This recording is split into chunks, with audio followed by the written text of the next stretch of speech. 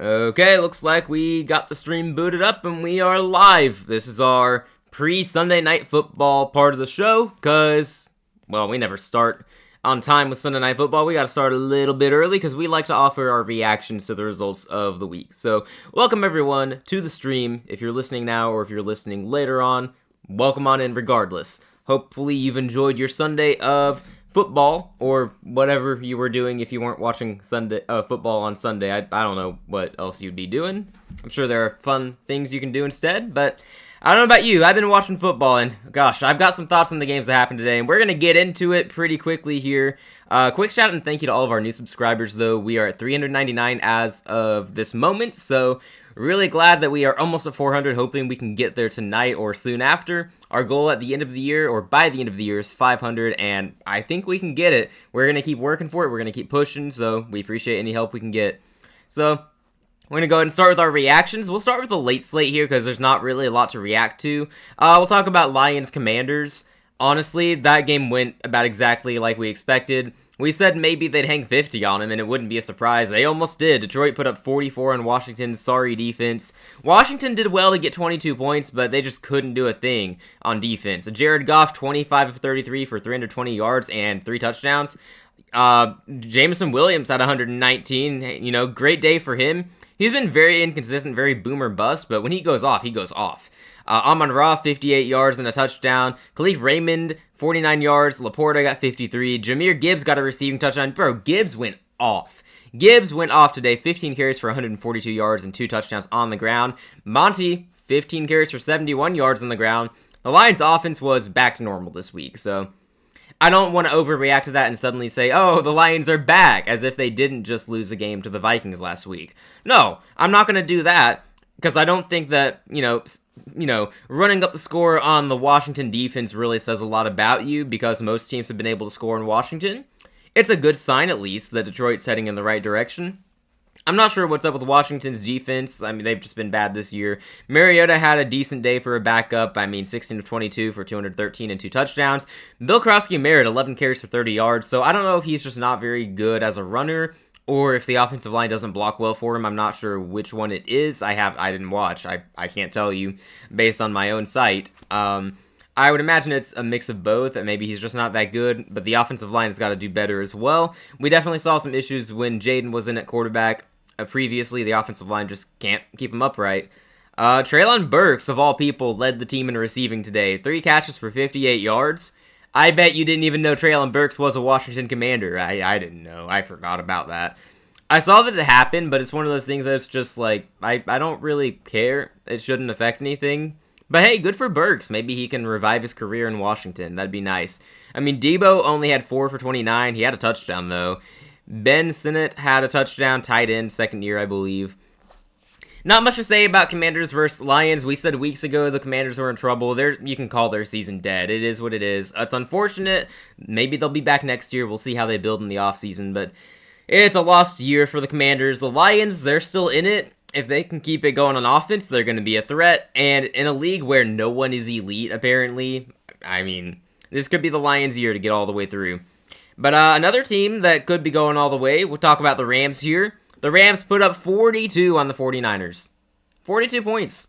So, that's kind of sort of pretty good. I'm not really sure what's up with San Francisco here, because it could just be that they were outclassed by a better opponent here. That could be it. Maybe the Rams just came prepared and played a great game. Or this is the 49ers' injuries finally catching up to them. They don't have hardly anyone healthy on defense.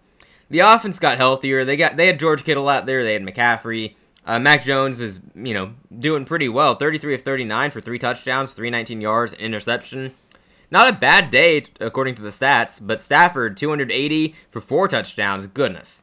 Kyron Williams had 2 touchdowns with 73 rushing yards. Devontae Adams had 77 receiving yards and another touchdown. I think he might lead the league in touchdowns right now. I'm not sure, but he's pretty far up there. Puka Nacua had a quiet day by his standards. Only 5 catches for 64 yards and only 1 touchdown. Gosh, what a quiet day for Puka Nacua. I like this win for the Rams. I think that they're a genuine threat in the NFC. The problem is they have Seattle in that division, and I still think Seattle's going to end up winning that division. But it's going to be one of those scenarios where the loser probably gets the top wildcard spot in the conference. So think last year, you had the Lions and you had the Vikings both winning 14 plus games. The Lions swept the Vikings and got the top seed in the conference. Meanwhile, the Vikings, because of the playoff seeding rules, had the 5 seed, went on the road, and lost. So we could see something similar happen here with whoever doesn't win the division, either the Rams or the Seahawks. I don't know what it's going to come down to, but I like the Seahawks better. It wouldn't surprise me if the Rams end up winning it, but I don't know. One of those teams is going to have to go on the road in the playoffs, so it'll be interesting to see if they are able to go on a run. I would ordinarily think, yes, these teams are good enough to do that, but I mean, with how many good teams there are in the NFC, it'll be tough. I mean, they'll be playing the 4 seed on the road. It'll probably, in my projections, it'll probably be Tampa. I mean, for me, I think the winner of the NFC West is going to get a top 2 seed. I think Philly's going to win a lot of games and get a top seed. I've got the Lions winning their division still. I think they'll win about 13 games, probably. I don't know if Tampa's going to keep up, given the schedule they have, and they took a loss today, so they might have to win out. I mean, they're going to make the playoffs, but I think Tampa's probably going to be the 4 seed. So, in my projections, I would guess that we're going to see Tampa host either the Rams or the Seahawks, and I think that'll be fantastic, but it'll be unfortunate for whoever doesn't win the division. But if the Rams want to win that division, beating up the 49ers today, getting revenge on a previous loss was a fantastic start. So, they improved to 7-2, one of the best teams in the league right now. The 49ers, I'm not going to pronounce them dead. They're 6-4. They're the 8th seed in the NFC as of right now. Chicago passes them today. More on them later.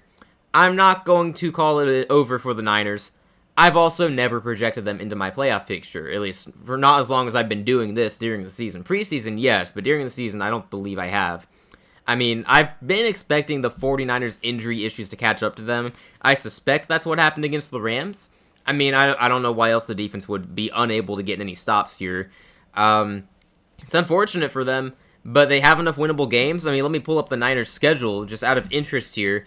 This is a hypothetical. This is not a prediction. They're 6-4 right now. They get the Cardinals next week. They get the Panthers in 2 weeks. Then the Browns. And then the Titans. All right, they're winning at least 2 of those games. I don't think they're losing to the Titans. I don't think they're losing to the Browns. I would have a hard time picking the Cardinals after what they did today. Panthers, I'm a homer, but yeah, the Niners still look like the better team. But yeah, those are 4 games that hypothetically the Niners will be favored in all of them. They could very well win all of them, and suddenly they're 10-4 and locked into the playoffs. So definitely don't pronounce them dead. But also look at that Week 17 matchup against the Bears. It's at home Sunday Night Football. That might be for a playoff spot. I think the 7 seed could very well come down to the 49ers and the Bears. So don't call the Niners dead yet. They got the schedule that allows them to go on a run here. But definitely questioned if they would be able to win a playoff game. I don't think they get the 7 seed and win a playoff game on the road with how injured they are. But it'd be impressive if they even made it. So the other late slate game here, it was Seattle just beating the crap out of Arizona. 44-22. Seattle showed no mercy. They were up 35-0 before halftime. I wish I was joking for the sake of Cardinals fans. It was that bad. Let me read what happened here. So we had Smith and Jigba with a 43-yard touchdown pass, or touchdown reception, I guess. DeMarcus Lawrence had a 34-yard scoop and score. Then you had a 9-yard rushing touchdown capping off the first quarter. And then you had DeMarcus Lawrence getting another scoop and score in the second quarter. So DeMarcus Lawrence got 2 scoop and scores in the first half, which is ridiculous. So, and then Charbonnet got a rushing touchdown before halftime. Yeah, Myers got a field goal. So at halftime, Seattle led 38-7. The game's already over. What do you want from them? Statistically, actually, you wouldn't have thought it was a blowout. Save for the turnovers, I guess. Brissett was 22 of 44, so not his most accurate day. 258 yards, 2 touchdowns. I mean, it's a backup quarterback performance. It's about what you would expect, and also still better than Kyler Murray. Imari DiMercado got 4 carries for 64. Bam Knight led the team in carries, but only 28 yards. Brissett had 4 for 31, so not a bad day for him. Trey McBride went off, though. 9 catches for 127 and a touchdown, so Trey McBride fantasy owners are pretty happy at the moment. Marvin Harrison didn't do much, unfortunately. Got a touchdown, but otherwise was quiet. Seattle, though, I mean, Darnold didn't even crack 200 yards. He didn't even throw more than 12 times. That's how lopsided this game was and how out of hand it was. Darnold, 10 out of 12 for 178 yards, 1 touchdown, 1 interception, which I believe was not really his fault, but not totally sure on that. Pretty sure. Charbonnet, 14 carries for 83 yards. Kenneth Walker, 14 carries for 67 yards. Yeah, I mean, just not much to say. Cooper Kupp had 2 for 74 receptions. JSN had 5 for 93 and a touchdown. I mean, it's just, the game was out of hand pretty early on. 2 scoop and scores really helped, and just, Seattle came to play. So, yeah, I mean, Seattle, I've called them a Super Bowl contender for weeks now. I don't want to pull this card, but I was way ahead of the rest of sports media. And now I guess I'm behind because everyone else has them atop their power rankings, which I didn't understand why Seattle beat up on Washington and then suddenly everyone realized they're a really good team. Maybe you should have realized it sooner. I don't know. Good for Seattle. I'll be rooting for them and Sam Darnold because as a Panthers fan, it's nice to see Darnold succeed. Love to see it. I liked him. He's a nice guy. So, good to see. The Ravens took on the Vikings earlier. That was a close game for a while. The Vikings actually led through halftime. It was 10-9. Looked like an ugly game. And then another field goal gave Baltimore the lead, and it looked like Minnesota just had some turnover issues in the second half and couldn't fully come back from it. In the fourth quarter, it was 27-13. The Vikings got a touchdown with 3:23 remaining, but it wasn't enough. McCarthy reverted back to McTurn the ball over, got 2 interceptions. Not great. Not great. 20 out of 42, so completed less than half of his passes. Now, we can spend all the time here just talking about how bad McCarthy played, or we can highlight the Ravens' defense that has sneakily been playing a lot better the past few weeks. I don't know. They got some guys back. They made some additions. They're playing well. Lamar Jackson didn't even have that good of a day. 17 out of 29 for 176 through the air, 1 touchdown. Didn't add anything on the ground, surprisingly. So I guess Minnesota did a good job spying him or keeping him in check. Derrick Henry, 20 carries for 75 yards. Oh, sorry, I just completely missed Lamar Jackson in rushing. He had 9 carries for 36. My bad. Keaton Mitchell got in on the action, 4 carries for 31. Zay Flowers led the team in receiving, 4 for 75. So nothing crazy for the Baltimore offense, but they did just enough, especially with all the turnovers here. Again, McCarthy, 2 interceptions, and I believe there were some fumbles here. Yeah, there was 1 fumble loss on the kickoff return at one point, and then they immediately had another one on the following possession, except they recovered it themselves, so it was fine. But yeah, just a sloppy day for Minnesota. Could not keep up with Baltimore in the second half. Turnovers completely doomed them, so if you're a McCarthy fan, you didn't want to see that, because it was a bad day for 9. Now, moving on to another game, focusing on their rival, the Bears. I mean, this was a weird game, too. It looked like the Giants were going to beat the Bears, but the final score is 24-20. The Bears get the win. Jackson Dart left the game late in the game, went into the medical tent, and Russell Wilson came in, and predictably, the offense did nothing with him. So, if you're a Giants fan and you want to blame the loss on Russell Wilson, I wholeheartly support you. You can also blame your defense for giving up the game-winning drive touchdown to the Bears. Caleb Williams, he came up clutch when his team needed him. DeAndre Swift, 80 yards on the ground. Kyle Monangai got a touchdown. I have no idea if that's how you say his name, but he's a rookie running back out of Rutgers. Dunze had a good day, 6 for 86 and a touchdown. Just good performance by the Bears offense when it mattered most in the second half. But you have to think, the Giants probably win the game if Jackson Dart doesn't leave with an injury. So, it's unfortunate. It's tough luck for the Giants fans, but also, you look forward to a better draft pick at least. You kind of need it to build your team. You guys got a bright future, New York. Bright, bright future. Hello, Midnight. Welcome in. How you doing? You, doing good? I'm doing good. My team, didn't play today. We had a bye week, I decided. Yeah, go Steelers. I picked the Chargers, so I'll be going for the Chargers. Also, I don't like the Steelers much, but I don't really care a ton, personally. I don't know. I just hope it's a good game, honestly. I hope it's a good game, because the afternoon slate stank. It was terrible. And then, of course, we watched the Saints play whoever they were playing, and that was a bad game. It was very, very gross. So, I don't know who they played. Not me. Not my team. We were on a bye. Didn't play this week. Going through our reactions again, though, we had the Patriots beating the Bucks. We caught the end of that game. Finally, TreVeyon Henderson, man. TreVeyon Henderson got loose. He had a couple of big touchdown runs. He iced the game late with a 69-yard rushing touchdown. We saw that one. That was epic. Absolutely epic stuff. He also had a 55-yard rushing touchdown to start the third quarter, which absolutely helped them out. So, yeah, they did have more of a bye than us. Again, I don't know who they played. I don't. I I mean, I'm just blanking here. But yeah, they basically had a bye playing a boring game. Good for them, I guess. Wow, crazy. Yeah, Tampa. Tampa's probably winning the NFC South, if we're being realistic. Probably shouldn't worry about that. But, as we highlighted earlier with the loss to the Patriots, they got the Bills next week, who are going to be angry, most likely, hopefully. They got the Rams after that, who look like a top 5 team right now. They have tricky games against the Falcons and Saints and Cardinals and Panthers. Dolphins game could be tricky, too. Realistically, Tampa's going to win 11 or 12 games and win the division, but look, there is a chance that they start to implode with all the injuries surrounding that team and losses start piling up. There is a small chance. I'm just saying. But if they get healthy in time for the playoffs, they could be deadly. So, really no idea where Tampa's season's going to go. The Patriots, though, we got to respect them. They're 8-2. 8-2, and with Buffalo's loss, the Patriots look like they have a very good chance to win that division now. I haven't projected it even once this year. That might change for this week. The Patriots get the Jets on Thursday night this week, and then they get the Bengals, and then the Giants. So, there's a decent chance that they win all 3 games, and they're 11-2, heading into a rematch against Buffalo, which is crazy. And then they play the Jets and Dolphins to finish the year. New England might be winning 13 games, which is insane, but good for them. And if they keep feeding Henderson, because he's showing what he can do when you give him the ball, gosh, I don't know why they refused to for so long. If they keep feeding him, though, that can only mean good things for the offense. Drake May didn't even have that good of a day. 16 of 31, 270 passing yards at least. 2 touchdowns, 1 pick. Not his best day, but he did enough. Man, we're only 2 games behind Tampa and play them twice. Maybe we are their kryptonite. I sure hope so. Also, though, I don't believe that we've beaten Tampa since 2022.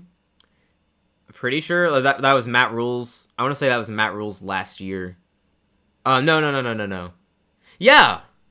I'm blanking here. Was it 22 or 21? Jeez.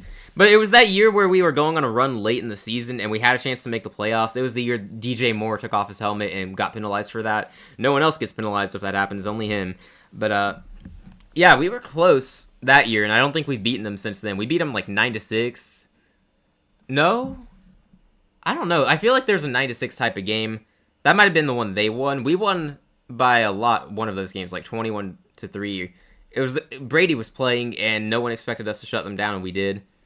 I got to refresh on my Tampa versus Carolina history. I know it's been a while since we beat them. But yeah, I'd love to be their kryptonite. Would absolutely love to sweep them this year. We're going to sweep Atlanta, too.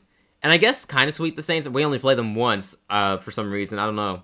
Looking at the rest of our schedule, just 1 game against New Orleans. That's crazy. So, we'll see what happens. But speaking of that division with the Patriots, though, you had the stunner of the day, the Dolphins taking down the Bills. I've tried to understand how this could happen. I tried. There's not an answer. It's just Miami's offense showed up to play. Achane went off. Waddle had a great day. Buffalo's defense just wasn't equipped to keep up in this game, I suppose. And normally they can rely on their offense, including their superhuman quarterback Josh Allen, to carry them, or at the very least rely on James Cook to run wild all over you. It wasn't happening here. Allen ended up with what looks like a good 308 passing yards, but that is definitely a deceiving 308 passing yards because it took a while for him to get that. I think that's what we call stat padding.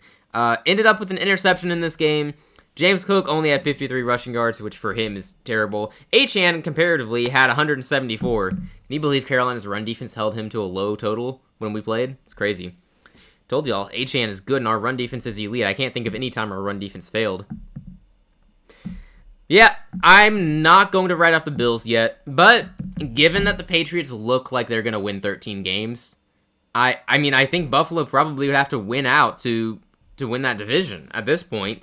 And that's not going to be easy. They get Tampa next week. Then they get the Texans on Thursday Night Football. So short week against one of the best defenses, if not the best defense in the league. Then you got the Steelers, which whoever knows what version of the Steelers will show up. You got the Bengals, who can score at will, but also can't stop to save their lives. Can't stop you from scoring. That rematch against the Patriots, that's going to be crucial. But what I also look at here is if they end up with the same record, I believe... I could be mistaken, but I believe if the Pats and the Bills end up with the same record, including the Bills winning the rematch, I think the Patriots win that tiebreak because they would have the better divisional record. I might be wrong, But I'm assuming the Patriots do not lose to the Jets or the Dolphins, which could be a bold assumption, to be fair. I was assuming Buffalo wouldn't either. But if Buffalo goes 4-2 in division play and the Pats go 5-1 and they have the same record, the Patriots are going to own that tiebreak, I'm pretty sure. So Buffalo might have to surpass New England in wins or hope New England suffers a loss against the Jets or the Dolphins, which I have a hard time seeing. Our run defense failed against Buffalo? Yeah, I didn't like that. That wasn't fun. I'm just going to blame Andy Dalton. It's easier. Our run defense is weird, though. Sometimes we're really good, sometimes we don't tackle. It's very strange. I don't know what we're missing there. Maybe it's the scheme? I don't know. There's something, though, that we'll have to work to improve this offseason. But yeah, I'm definitely fading Buffalo at the moment. It's looking like they're going to have to go on the road in the playoffs. And I said last week, I think the Chiefs are going to have to go on the road in the playoffs, too, which I know the Chiefs are on a bye right now, but we should also talk about them a little bit because Buffalo very easily controlled that game against them last week and then got blown out by Miami. So, yeah, losing a little bit of faith in the Chiefs after that. Maybe that's silly, but yeah, I imagine they still make the playoffs. How wild would that be, though? We have the Chiefs and the Bills as road teams in the playoffs. That's ridiculous. That's the current state of the NFL, though. Jets-Browns, I'm not sure that deserves a lengthy reaction, but congratulations, Jets fans. You guys won a second game, 2 in a row. You got a win streak going on there. You did a good job stopping the run. Did a good job forcing Dylan Gabriel to not play very well, or maybe he did that on his own. Who knows? Who's to say, really? Justin Fields only threw it 11 times. Finally got intercepted, and they still won. Only 54 passing yards. I'm not really sure how the Jets won. Weird. Just a weird game. They had the kickoff return touchdown, the punt return touchdown, and I guess that was enough for them to hold on to the win. Outplayed Cleveland from there, so. The Chiefs ain't making the playoffs? Well, it's possible. I don't know. I'll get to the playoff projections in a moment, actually, because I'm curious about the current state of the league. Colts-Falcons, we basically live reacted to the ending of that earlier, but great win for Jonathan Taylor and the offense for Indy. They came alive late, and Taylor just might be the best performance out of a running back this season. Although Gibbs and Achane today also were fantastic, but I think Taylor still had a better day. Man, it was quite the day for running backs overall. Falcons, your season's just down the drain at this point. I don't see you recovering from the start. Yeah, you're 3-6 now in Atlanta. Morris, honestly, if they lose to Carolina next week, they might be firing Raheem Morris. They might, and we'd have the Carolina Reaper taking another job. I'd love that. It might not happen, though.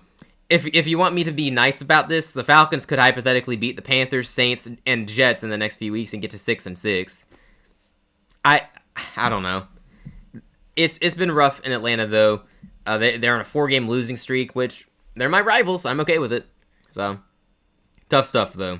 The final reaction here, Texans-Jags. We caught the end of that game. So the score was 29-10. The Jacksonville Jaguars led. Davis Mills and the offense stormed back. I don't know how. I didn't watch most of it, but led them downfield and got the 2-point conversion early in the fourth to make it 29-18. The defense got the stops, and then they went and scored another touchdown, make it 29-24. And then we tuned in and saw Davis Mills lead this team downfield for a game-winning drive. On 3rd and goal from the 14-yard line, he ran it in for the touchdown. Sounds made up, doesn't it? First, the Texans' offense scored enough points to overcome a 29-10 fourth-quarter deficit. No, that's probably made up, right? And then Davis Mills scores the go-ahead touchdown on a 14-yard run on 3rd and goal, and that also sounds made up. Get this, though, the game ended on a Sheldon Rankins pick 6. This game was wild. Texans pull off the win 36-29. Obviously, I'm very happy. Daniel didn't get to watch it because of stuff he's doing today. We may or may not hear from him later. We'll see. But he was ecstatic about it. He said he didn't care how Davis Mills got 36 points. He's just happy they won. He's ecstatic. So, Houston kept their season alive, and the Jags are a team we're fading as well, man. Jags have not looked good in their past 4 games. Ever since they beat the Chiefs, it's been downhill since then. They lost to the Seahawks. They got blown out by the Rams. They needed overtime to beat the Raiders. And then they blew a lead against the Davis Mills-led Texans. So, not ideal for Jacksonville, but they're by no means out of it. Quarterback controversy in Houston, I doubt it. I doubt it. I mean, Mills played well, but Stroud was playing well before he got hurt, too. Like, that offense was figuring things out. But I guess if Stroud returns from his concussion and starts playing poorly and they have to turn to Mills again and he plays well, then then we enter a world where we can have that discussion. But I don't imagine we're quite there yet. It would be crazy if that were to be the case. But I guess that also hinges on if Stroud is even going to play this week. It's possible he's out again, and maybe Mills has to come in and plays another great game. I don't know. But that's going to do it for our reactions, or I guess my reactions. Daniel missed the games and is not here yet, so my reactions to the games, I mean, it was just a chaotic day. Chaotic day, lots of upsets. Before we tune into Sunday Night Football, which hasn't started yet, look around the league here. If the playoffs were to end, if the season were to end right now and the playoffs were to begin, Indianapolis would be the 1 seed. That's not really any different from what we've seen for most of this year. They're 8-2. Denver's also 8-2. They'd be the 2 seed. The Patriots would be the 3 seed, also 8-2. So we kind of have our big 3 there, the Colts, Broncos, and Patriots, just like we all expected. Yeah, saw it coming, totally. Yeah, I don't know what's going on. I have no idea what's going on. Steelers lead that division right now. Baltimore's right behind them. Steelers probably need to win tonight, get some more space in between those teams. Chargers would be the 5 seed as of right now, but that is pending tonight's result. They would swap with Buffalo, who is the current 6th seed. They're both 6-3. Jacksonville, because of the head-to-head win over the Chiefs, would be the 7 seed if the playoffs were to begin today. So, very interesting there. Both teams 5-4. Houston right behind them at 4-5. Baltimore's 4-5. I mean, we know who's going to be in contention for those playoff spots. It's those 10 teams. You can lock the Colts in. You can lock the Broncos in either as a wild card team or a division winner. Patriots, you can lock them in. I'm confident you can lock the Bills in. You can lock no one else in, though. Whoever wins the North obviously gets in. I don't know if it's going to be the Steelers or the Ravens. I'm not backing down on my prediction. I still believe the Ravens are going to go on that run and win it. Tonight's game, Sunday Night Football, though, that's going to decide a good bit. How would you feel about joining Grossi at halftime for the Raids? How exactly? Oh, you mean just like tune into his stream and then go to whichever link he puts up?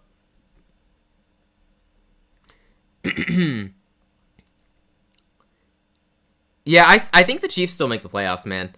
If you end up being right, that's going to be like the greatest take of all time by you. Man. We'll see. I guess them not having the tiebreak over the Jags or the Bills could be a deciding factor down the stretch. Man. We'll see. The NFC is way more interesting, though, I'm not going to lie. You know Carolina is still a 9 seed? Also, we are the only team with a 5-5 record in the league right now. So we are just perfectly mid. We are the definition of mid. We'll take it. It's better than being bad. Seattle would be the 1 seed as of right now. Pending tomorrow night's result, though, I think Philadelphia would swap with them if they win. So Seattle would be the 1 seed, Philly at 2, Green Bay at 3. Although if Green Bay loses tomorrow, then that would change as well. Yeah, they would be. How does that work? They would be 5-3-1 if they lose tomorrow. The Lions are 6-3. The Bears are also 6-3, which is very strange. Chicago could technically win that division. Gosh, that doesn't feel right. Tampa's the 4 seed. I think that's probably what they'll end up getting. Rams are the 5 seed. We talked about that earlier. Like, whoever between the Seahawks and Rams doesn't win that division, they're going to have to go on the road in the playoffs and play what will probably be a healthier and feisty Tampa team. So that's going to be unfortunate. Detroit's the 6th seed as of right now, which is crazy. The Bears are the 7 seed. 49ers have fallen to the 8th seed. They're 6-4 now. They've got 4 winnable games coming up, but circle that Week 17 matchup against Chicago. That might be deciding a playoff spot. And then the wild card in the mix here, Carolina at 5-5. If we get enough wins, and we're in this thing. Minnesota, they're solid enough they could get some more wins. Dallas, we'll see how their defense looks when they return to action. I don't know. I think we have most of our playoff teams already in the fields, though. The AFC is what I expect to be more versatile, move around a bit more. But alright, very interesting playoff picture. Let's see how far out we are from Sunday Night Football. Let me go ahead and open the game. Just have it ready. Don't want to tune in too late after all. And again, I don't know if Daniel's going to be joining or not. Hopefully we will find out later. If he doesn't want to join, though, it's okay. He's probably pretty tired. But yeah, we'll keep you posted there. and we'll definitely let him join if he's able to. All right, tune into the game. Hopefully it's a good one. Ravens will go on a run and make the playoffs, but Steelers aren't going to lose a bunch. Steelers win the North. It's possible. It's possible. If the Steelers win tonight, that would definitely be a big difference maker. I mean, I'm pulling up the schedule right now because I'm curious. They got the Bengals next week. It would be so funny if they got swept by the Bengals this year, but I don't see that happening. That game against the Bears, and then, oh man, they got the Bears, Bills, and Ravens in 3 straight weeks. That's going to be interesting. I think they win one of those at least. They win one of those. I think they drop 2. I'm looking at that Miami Monday night game as a trap game. I don't know. Feels like it. Feels like a trap game. Feels like that random game where the Miami offense goes off. Sort of like today. They play the Lions, the Browns, and then the Ravens again. I mean, hey, if they get to 10 wins... See, I just don't see them passing 10 wins is my thing. I think that's their ceiling. 10-7 is what I have them doing. If they win tonight... Well, actually, I had them going 9-8. If they win tonight, it's 10-7. But tonight's game matters for wildcard implications, too. Like, if they don't win the division, they can still make it as a wildcard team over the Chargers if they win tonight. So, they need this win. Because beating the Colts didn't mean anything? Oh, no, I think it meant something. I also think they have a game like that most every year where they beat a good team after being doubted, and then everyone starts believing again, and then they lose to somebody bad. It's just kind of the pattern, and they somehow end up at 9-8 or 10-7. I've been burnt by the Steelers. I believe in them before. I can't do it again. Not me. Believe in them if you wish. I'm not going to do it right now. Now, if they just start rattling off wins, I might have to change my tune. If they prove me wrong, so be it. He might decide to raid you again for the effort. I doubt it. Because he, I don't think I've ever seen him raid somebody twice. I could be wrong. I don't know. There's that one guy, the Bengals fan. There's a Bengals fan who he said looked like Andy Dalton. I think he raided him twice, but I don't know. Alright, I think they're going to do a moment of silence for Marshawn Nealand. Oh, a former commissioner passed. Okay, that also happened. I think I just completely missed that storyline today. Hold up.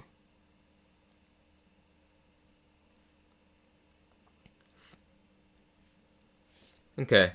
Yeah, I guess it's been a week of losses. It's unfortunate. It's been a long week, man. Let's see. Just checking Twitter in case anything interesting pops up.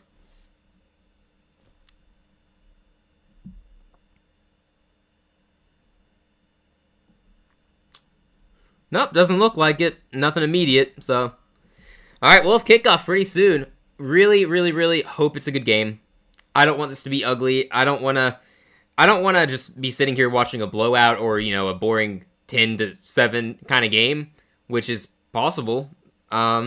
I hope it's a good game, and I think it could be. These teams are both so inconsistent that I feel like there's going to be some sloppiness, but also it'll be fun, if that makes sense. I might be way off, but my guess is it'll be a fun game. Probably both teams get into the 20s here, 27-24 final type of score. We'll see. Seen about a dozen times over 3 years, not 12 times. Okay. Alright, he raids people twice when he doesn't have enough new people to raid. Oh, okay. I guess that makes sense. But, I don't know, there are probably going to be a lot of people. I'd imagine there are a lot of Steelers fans who will be hanging out tonight. Chargers fans, I've never seen a Chargers fan streamer. Yeah, I can't imagine there are too many of those. I'm sure people say that about Panthers fans too, though. Midnight question. Did you know that we've only been favored 11 times in the last 75 games, and we lost all of those games? I did not know of this stat until today, and it's disheartening. We've lost 11 straight games as the favorite, which is a streak that goes back to 2021. It's ridiculous. But look, if you're winning all the games as an underdog, though, that's cool too. We've won all our games this year as an underdog. I guess we're not counting the Jets game since initially we were the underdog in that game. But by the time the game started, we were the favorite, so I feel like that stat... I feel like I would count the Jets game as us being favored because we were favored at kickoff. I think we were. I don't know. It was fun being a good team for a little bit, though. If we beat Atlanta next week, that'd be fun. It's the way I see it. We just got to go 1-0 next week. Start the coach talk. We got to go 1-0 every week. Focus on Atlanta. Yeah. I did not know that stat, but knew today was the first time we've been favored and lost. Yeah. It's always something. Always something. It'll be okay, though, when we're winning the Super Bowl within a few years. No one's going to remember those silly stats. No one's going to remember that.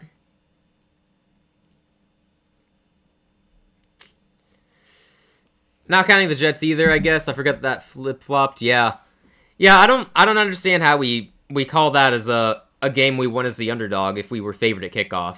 But whatever fits the narrative, right? I guess. I don't care too strongly. I guess it depends on who you ask. Like, if we were initially the underdog, then it counts. But pretty sure we were favored at kickoff.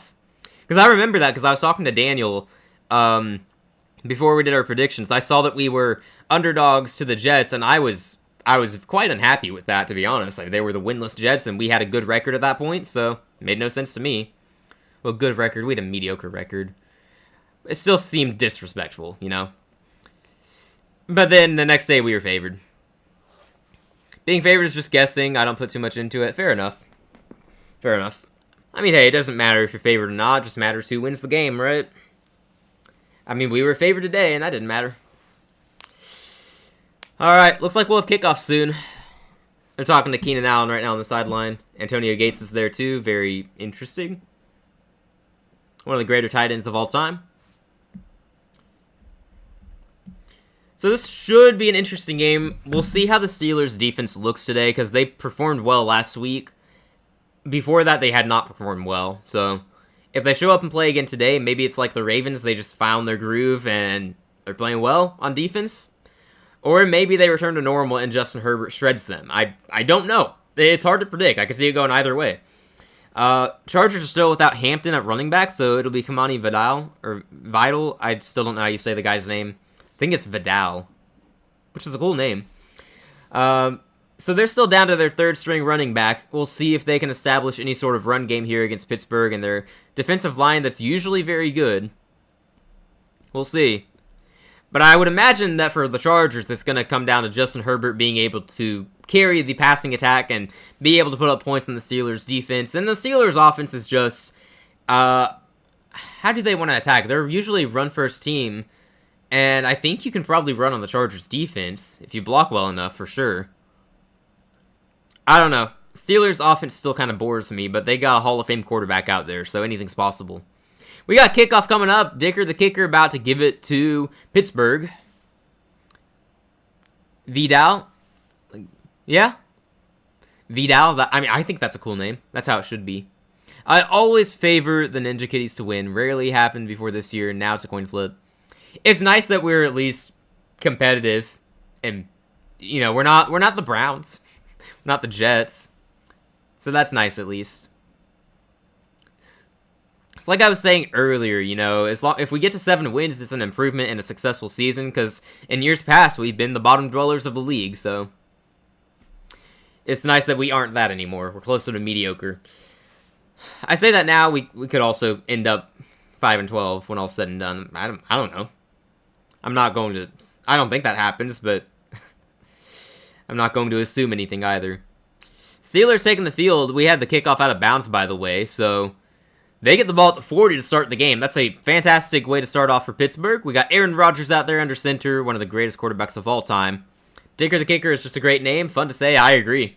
And what's nice is he got that name in college, too. So it was a nickname that translated from his college days to his pro days, which I think that's cool, that you can have a college nickname and it sticks like that, instead of you having to make a name for yourself in the league. Although if he wasn't any good, no one would call him Dicker the kicker. So I guess there's that. We got a false start in Pittsburgh to start off this drive, so, you know, less than ideal. Apparently, Andrews Pete of the Steelers is making his season debut on their offensive line. Had no idea. I somehow did not see that anywhere. Very interesting. Hello, Sox. How's it going? Congrats on the Patriots win. We were rooting for him here. We were rooting for him today. Glad to see Tampa go down. Why are you rebranding? We're considering it because we think we can do better. We can use a better channel name. I think it would be better for searchability and getting our stuff out there, you know? And I could be wrong, but I just don't think Football for Fun is very helpful in that regard. Also, it's just kind of generic and basic in a way. At the same time, though, it does kind of sum up what we are. So, I don't know, it's just a consideration. We hadn't considered it too strongly. We put it to a vote in our community, and so far, the vote is overwhelmingly to rebrand. So, we may end up doing that if we can think of a good idea. Still haven't had our first play of the day, by the way. It's after that penalty, it's still 15 minutes to go in the first quarter. First snap coming up now at the 35, first and 15. Rodgers takes a snap, looking to throw. He's got good protection. He gets it to the running back, who is going to get about... Wow, Warren got about 3 yards there. Okay. Yeah, that was kind of ugly looking, but he got the ball there, gained about 3 yards. Warren, 3 yards. All right, hopefully we see the ball go downfield more. Rodgers is having a solid year. That's all I got. He's just having a solid year. Not having a great year, not having a bad year, just kind of right in the middle. He's been solid. Considering he's, 41? Take whatever you can get from him. It is 2nd and 12 now at the 38. Rodgers looking to throw here. Good protection. Gets it out fast. It's complete around the 46-yard line. We're going to have 3rd and manageable coming up. Calvin Austin on the reception there. Trev may be the GOAT. Dude, why weren't you giving Travion the carries a lot sooner? Do you have any inside intel on that? Because I have not been able to understand it all year. So, I don't know. It's good to see that he finally is getting a chance and breaking out. Long overdue. 3rd and 4 now. Rodgers, presumably going to be throwing for a 3rd consecutive play. Convert and you're in Chargers territory. Rodgers looking to throw. He's got good protection. He's being flushed out of the pocket now. He throws. It's going to be incomplete. The Steelers offense goes 3 and out to start the day despite great field position. Now, Rodgers did well to evade the pressure, escaping the sack and trying to complete a pass, but he just couldn't get it there. That's going to be 4th down. The Steelers are likely going to punt. It'd be a little surprising to see him go for it already. Yeah, the moment I said he's got time, good protection, etc., that was when the pocket started to collapse, so I feel like I kind of jinxed him. You do actually? Okay, do tell. Do tell. I am quite curious. Your cousin has a friend who has an uncle who had a... Okay, all that. Okay. Your cousin has a connection. That's what I'll say. Your cousin is connected. Oh, the running back's name is Vidal. He just said it. Kamani Vidal. So it is Vidal, for anyone who was wondering. That Brady guy was trash on the Pats, right? May hasn't done enough to be crowned yet. Yeah, I mean, Brady was just... He only won 6 Super Bowls for them. So, I don't know. That's not very good. Oh, midnight. I opened Instagram earlier today, and one of the first things that I saw was a rumor about the Bengals potentially being open to trade Joe Burrow next offseason. I don't know how credible it is, but the fact that anyone else is talking about it at all is very interesting. We were not mentioned as one of the teams that could pull it off. In fact, it was the Jets and then the Cardinals and one other team in the AFC, I believe. But I'm just saying, maybe we can, start up the Joe Burrow propaganda and manifest it. I don't know what else we're going to do at quarterback. Go all in. We're getting Joe Burrow to Carolina. We will embrace him. I'll go to his first game. Yeah, I probably would. All right, 2nd and 8. After a 2-yard run, Chargers are trying to do something on offense here. It's a completion out of the backfield. It's going to go for -1 yards. Give us Burrows, yes. Yes. Burrow to McMillan would be deadly, though. Be deadly. Something about building Ramondre's confidence, and Travion wasn't experienced enough, not showing enough explosivity in practice.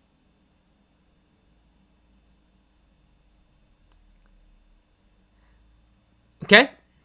Yeah, no, you got to build up Ramondre's confidence because he fumbles every other week. I get it. But at a certain point, you got to play who your better back is. It took us a while, too. I would know. We started Chuba longer than we should have. Chargers looking to convert in 3rd and 9, and it's incomplete. Herbert can't get the ball to his receiver there. I think that was Gadsden, the tight end. So, classic start to this game. They both go 3 and out. It's going to be a long day, isn't it? I'm a little surprised Herbert did not make that throw. It was just a little too far out for the tight end to catch that. Gadsden probably should have made that catch, actually. It looked like it kind of went through his hands, but at the same time, it also looked like it was too far out in front of him. Weird. J.K. Scott, one of the best names in the league. You know, J.K. Gonna punt the ball here. Oh, man, that was almost blocked. He gets it off, though. Great punt. Goes, I don't know, it looked like it was going to be great. It did not end up great. The Steelers are going to have the ball in Chargers territory, just like that. They're going to mark it at the 45-yard line. Okay, so the Steelers are 1 run away from being in field goal range. That's cool. Might have some points here. We need to pair up Chuba and Rico on plays instead of only one of them being out there at a time. I have been saying that for a month now, man. I can't grasp why we can't have both of them out there. Because at first we were trying that dumb alternating drives. Have Rico out there one drive, Chuba out there the next drive. No matter how well they're playing, you're going to alternate. And now we're just barely getting Chuba involved at all. So, yeah, I don't know why you can't have both of them out there. Let them both be threats, because, frankly, Chuba is a better receiver than whoever our number 2 receiver is right now. Pretty sure he's 3rd on the team in receiving. I think Xavier Legette is 2nd on the team in receiving, which should tell you plenty. Yeah. Got half of his yards in one game, too. Hey, yep, it's rough. I would, at this point, if we could trade Chuba and get good value for it, I'd be okay. I don't really want to. I'd like to keep both running backs on the team next year. Also, though, we get Jonathan Brooks back, and, I mean, there's no telling how he's going to look, but we still have Jonathan Brooks coming back next year. Hopefully he will be able to be productive.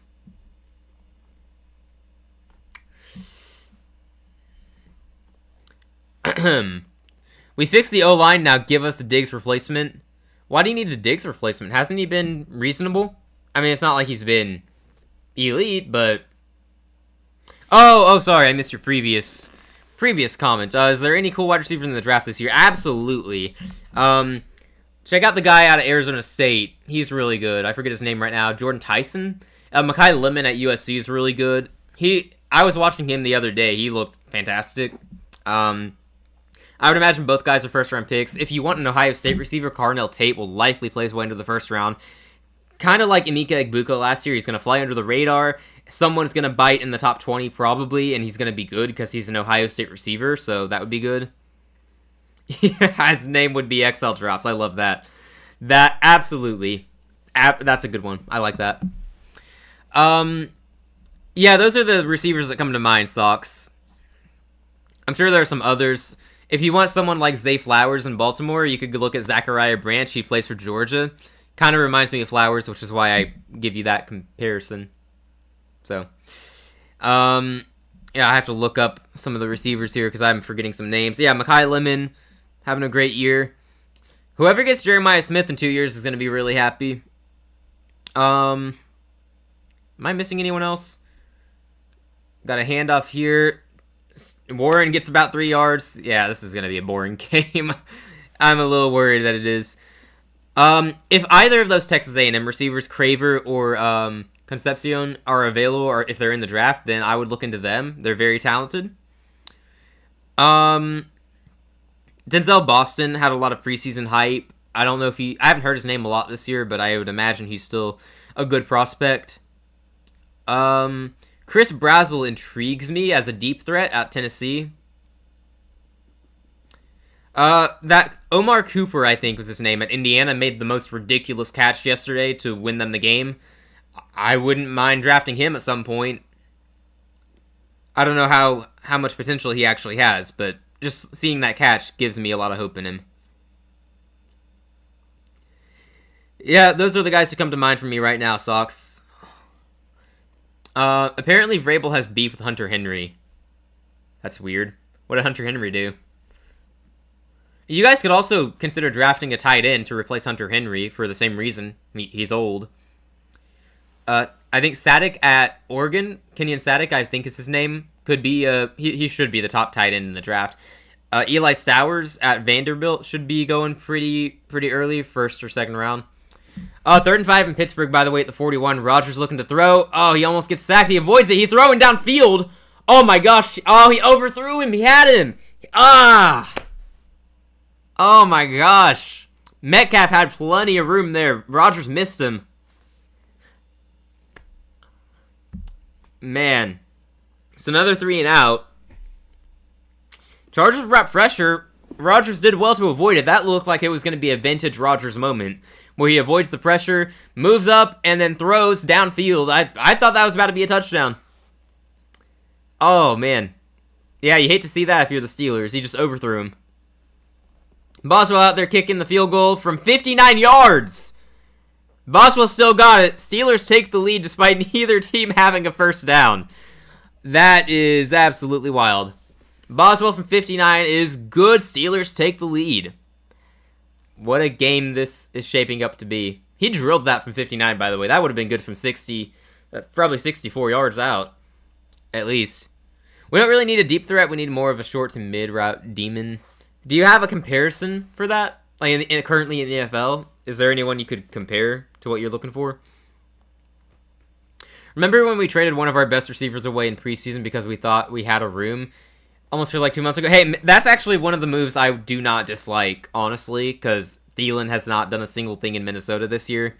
Leggett and Coker have more yards than him, I'm pretty sure. Unless something changed recently. Okay, now I'm going to fact check myself live and probably find out that I'm wrong all of a sudden. But he's done nothing in Minnesota. It's unfortunate. Okay, he had 2 for 16 today. He's got,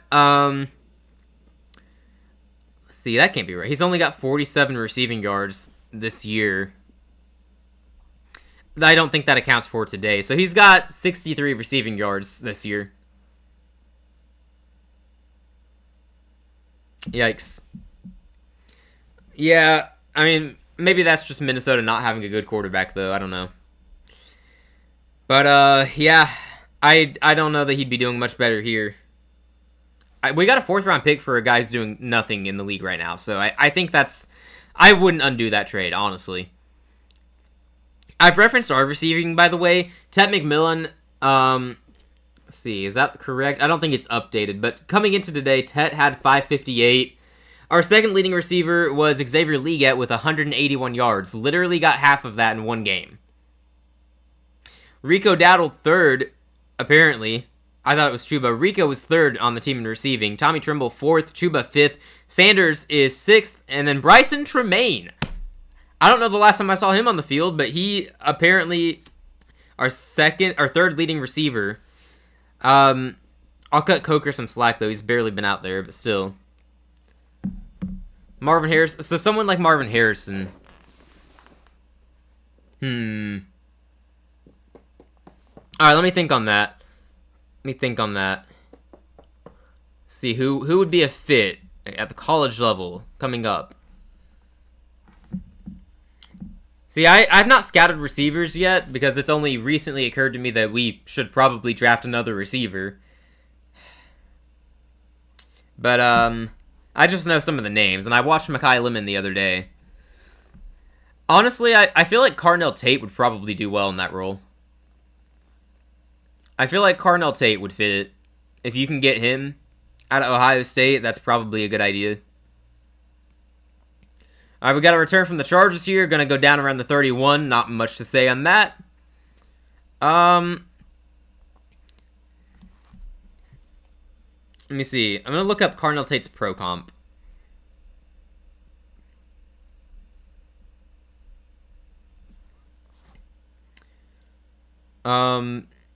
Oh, he's interesting. Someone's compared him to Devonta Smith. I wouldn't have guessed that. That's interesting. Carnell Tate's got a pro comp of Devonta Smith. Very interesting indeed. First and 10 for the Chargers here, by the way, at the 31. Herbert, good protection. He throws across the field, and it's just slightly out of reach for 15.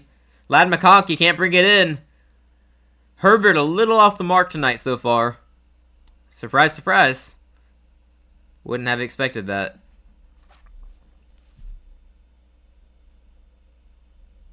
I'm looking up other pro comps socks because I'm just curious.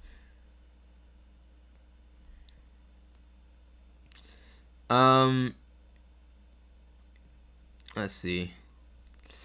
We got 2nd and 10 here. Empty backfield for Herbert. I guess they're throwing. Player in motion, actually.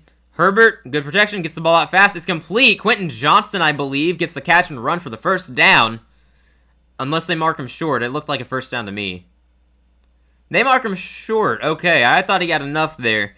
Looks like I'm mistaken. It's going to be 3rd and short for the Chargers. Looking to avoid back-to-back 3-and-outs here. I would like to see somebody get a first down in this game. It hasn't happened yet, believe it or not. Alright, here we go. Tush Push is going to get stuffed. I'm a little surprised that they tried a Justin Herbert Tush Push there.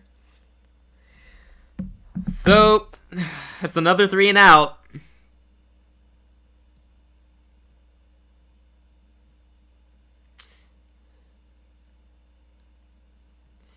Yep.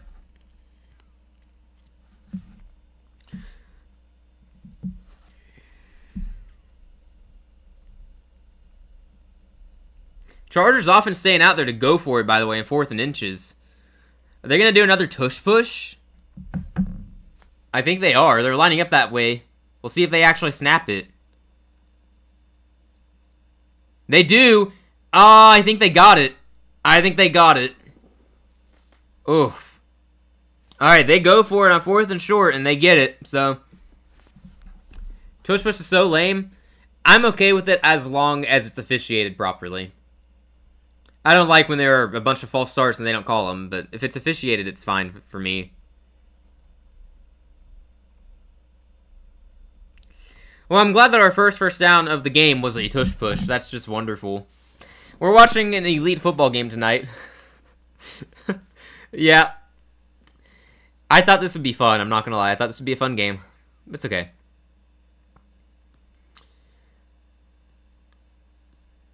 Jarrett Patterson gets 1 yard on a carry. This is an ugly game so far, you guys. Like, I don't know how to... I don't... Ugh, it's gross. For Daniel's sake, I hope he doesn't join us. For my sake, I might need Daniel to show up so I can talk to him. His excitement about the Texans game will be unmatched, I'm sure. Every primetime game has been crappy this week. I could at least enjoy Broncos Raiders in the background because of the comedy of errors that were ongoing in that game. But, yeah. In this game, there's plenty of time. Maybe it turns around. Herbert, pressure coming, gets rid of it. It's caught inside the 45. It's going to be a few yards short of the first down. I remember him being 30. Yeah. It is definitely crazy. And he can still sling it, too. Let's see. Let me look something up real quick. Jordan Tyson. Receiver type. I've not watched Jordan Tyson personally, but I would imagine he might be your best fit.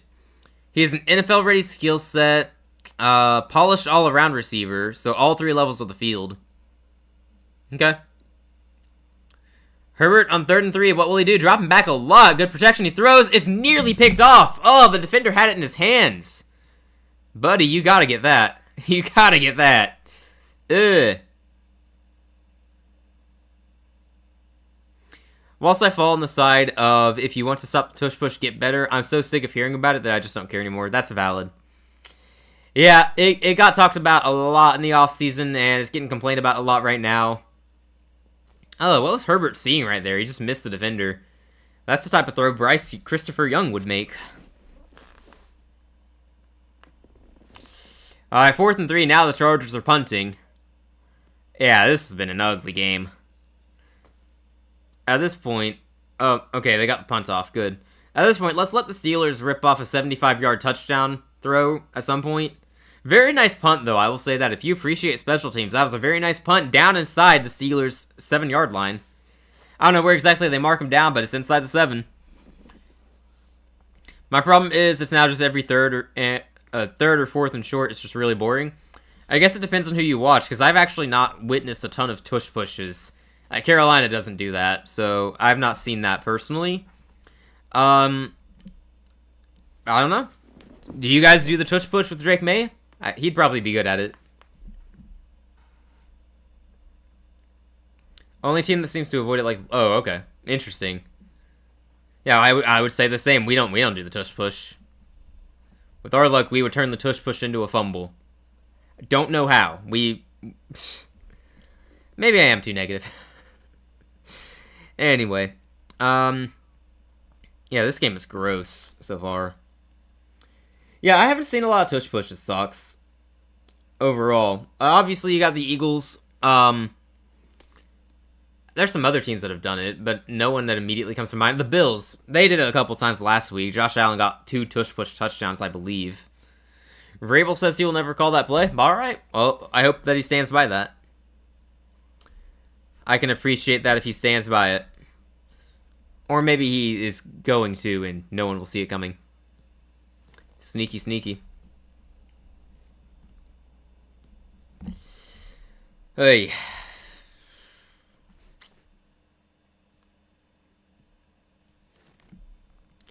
Let me open up Twitter, see what people are saying about this game. I'm sure everyone is equally as excited about it right now as I am.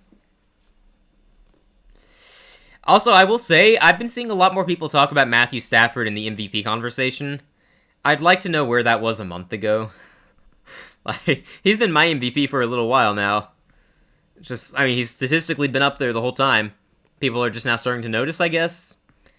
The narratives that people push out in sports media are so strange. Like, for a little bit it was Baker, because of all the game-winning drives against bad teams. Then they start losing, and suddenly, 6-win Tampa isn't worthy of having an MVP quarterback. Sure, cool.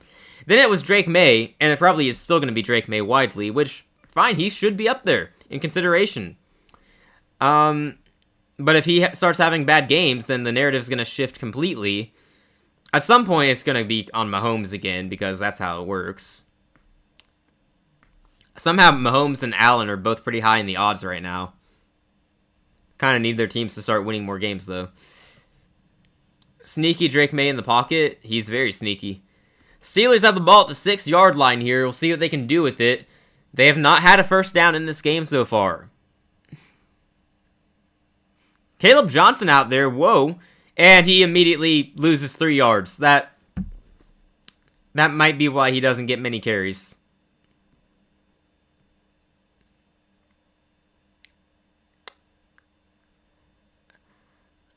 Wow. I'm not really sure what's up with Caleb Johnson. He was a good back in college at Iowa, and he had a lot of potential coming to Pittsburgh, and he's been sluggish out there. I said in the preseason he reminded me a lot of Najee Harris, and not in a good way. Looks like he runs with cement in his shoes, so... Yeah, that was pretty ugly. Lost 2 yards there. Looked like it was more than 2, but they gave him a good spot, I guess. 2nd and 12 now. Rodgers in his end zone takes the snap. He hands it off. This time they get a good carry. Going to make it up to the 9, so we got 3rd and 8 coming up. Stafford's play week 1 against the Packers left a bad first impression. People are just recently getting over it. I guess that happens, huh?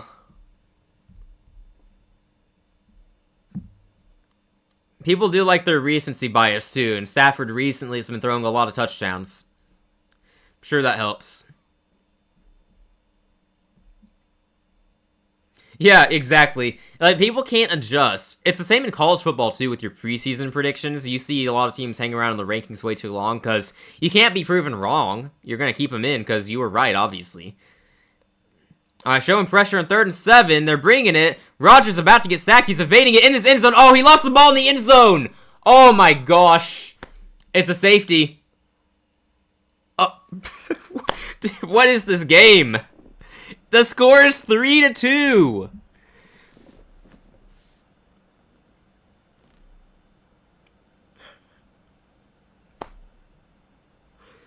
What am I watching right now? Rodgers was doing well to avoid it, but he couldn't escape. He lost the ball in the end zone and just had to fall on it. He did well to not give up a touchdown there, but my goodness. I would also question why you were dropping back that much on that play. You shouldn't be in your own end zone when you have the ball at the 9, you know? What do I know? What do I know? That's insane, though. What is this game? Drake may play really well. The fact that he's in MVP candidate is crazy. Is it, though? I don't think it's so crazy. I was always on the Drake May bandwagon. I didn't say he would be an MVP candidate or anything, but... No, I like to joke with Daniel how we were right about the Patriots, and yet we were so wrong, because we said all offseason they were going to be a wild card team, they'd make the playoffs. Somehow we didn't say enough. So, whoops. Even when we're right, we're wrong. Yeah, we love a 3-2 score. It's crazy. Drake's definitely earned being an MVP candidate, agreed. It's him and Stafford easily top 2 right now. I don't think anyone else is at their level at the moment. Stafford coming into this week had a 21-2 touchdown to interception ratio. I think it's 25-2 now. I think he threw 4 touchdowns today. If the Chargers keep winning and Herbert stops turning the ball over, they'll be in consideration. He's up there in passing. Danny Dimes leads the league in passing coming into today, but if the Colts give someone MVP, it needs to be Jonathan Taylor. He should actually have a good case for that. But we all know MVP is a quarterback award, so I was expecting year 4 MVP, not year 2. That's fair. That's fair. Yeah. Yep. Yeah. I mean, I wasn't expecting it. I would have been more optimistic and said year 3 probably, as long as you surround him with weapons. But that's the thing. You haven't given him too many weapons on offense. It's working anyway though. Vidal with the carry on 1st and 10 gets about 3 yards. 3-2. What a score. It's such a score you'd see in a Steelers game too.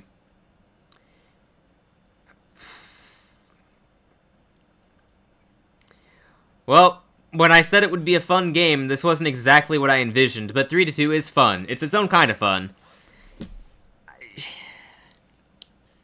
Alright. 2nd and 7, Herbert, empty backfield as the player goes in motion, now rejoins him in the backfield after I say that. 2nd and 7, player in motion again, Herbert. He's going to have to get rid of this one pretty fast. He's running. He's going to gain about 2 yards, 3 yards on the run. Pressure came immediately. O-line is not holding up there. Who is the only rookie to win NFL MVP? Did Big Ben do it? Did Big Ben win MVP in his rookie year? Or was it something else he did? Went to the Super Bowl. Yeah, Big Ben didn't win MVP rookie year. My mind went there because he did something historic as a rookie. I think that he went to the Super Bowl. Hold up. 3rd and 4 here. Are the Chargers going to go 3 and out after the safety? Oh, that's a false start. That's a false start. That was a blatant one. Way to jump, man. Yeah, that was that. Yeah, can't do that. Not Big Ben.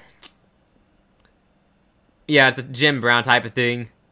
Difference between May and Stafford, though, is wide receiver core is so much better. True. I grant you that. I grant you that. I mean, Stafford's got Puka Nacua to throw to, and Devontae Adams, who may or may not lead the league in receiving touchdowns at the moment.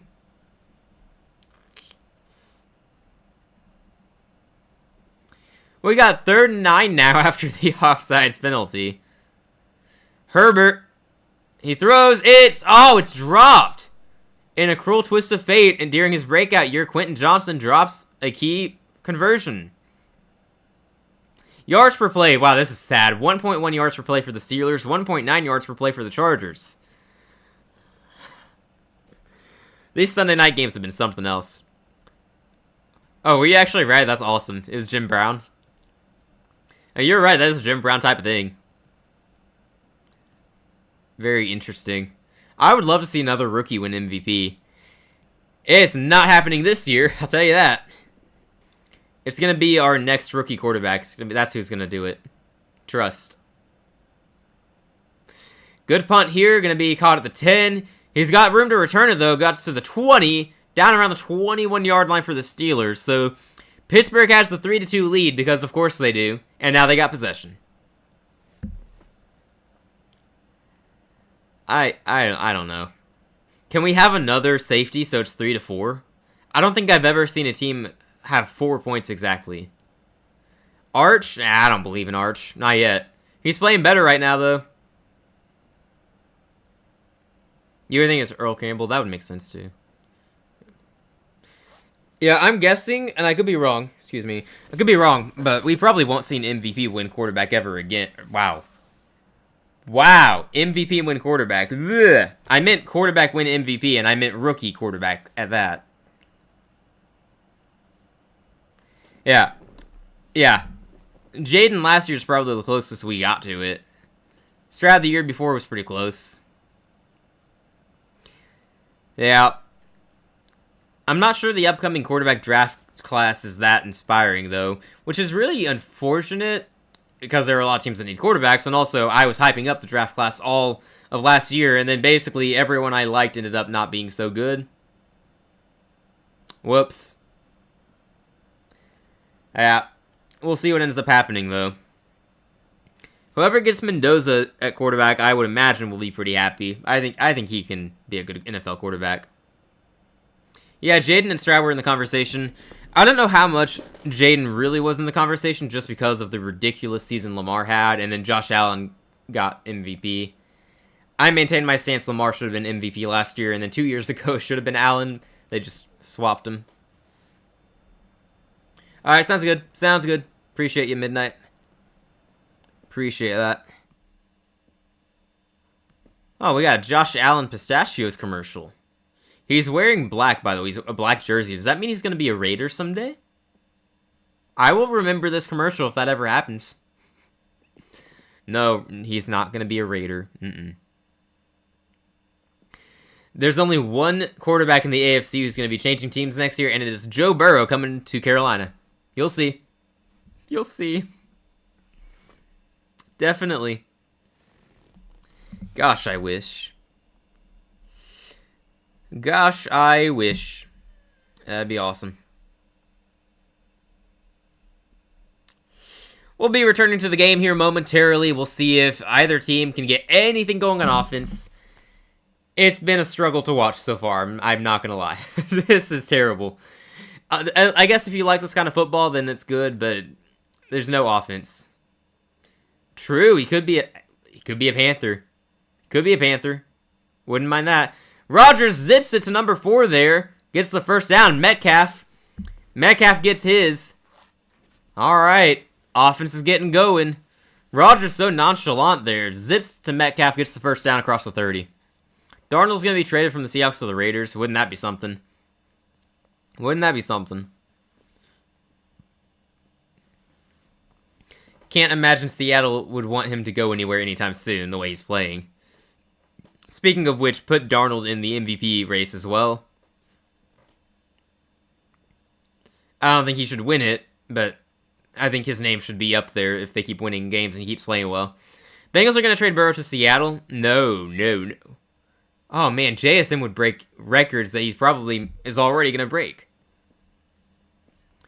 I feel like not enough people are talking about JSN, by the way. The guy is legitimately on pace to break the single-season receiving record. And I know people are talking about it, but I would have expected it to get more hype, but maybe we have to wait for the season to near its end. Maybe then it'll be talked about more. But no, he's having an insane season right now. Rodgers throwing on 2nd and 6 is complete into Chargers territory near the 40-yard line. Big man Darnell Washington, I believe, on the reception. Former Georgia Bulldog, by the way, tight end. Good to see him involved in this offense. No, Washington, he is a big dude. Big dude. I don't know why they wouldn't throw to him more often. He's scary, man. He'll run you over. Like he had some crazy plays in college where he legitimately just trucked you, ran you over. He's great. I'm sick of hearing about JSN. My friend has him on his fantasy team and he won't shut up about it. Well, yeah, that would get annoying. That would get annoying.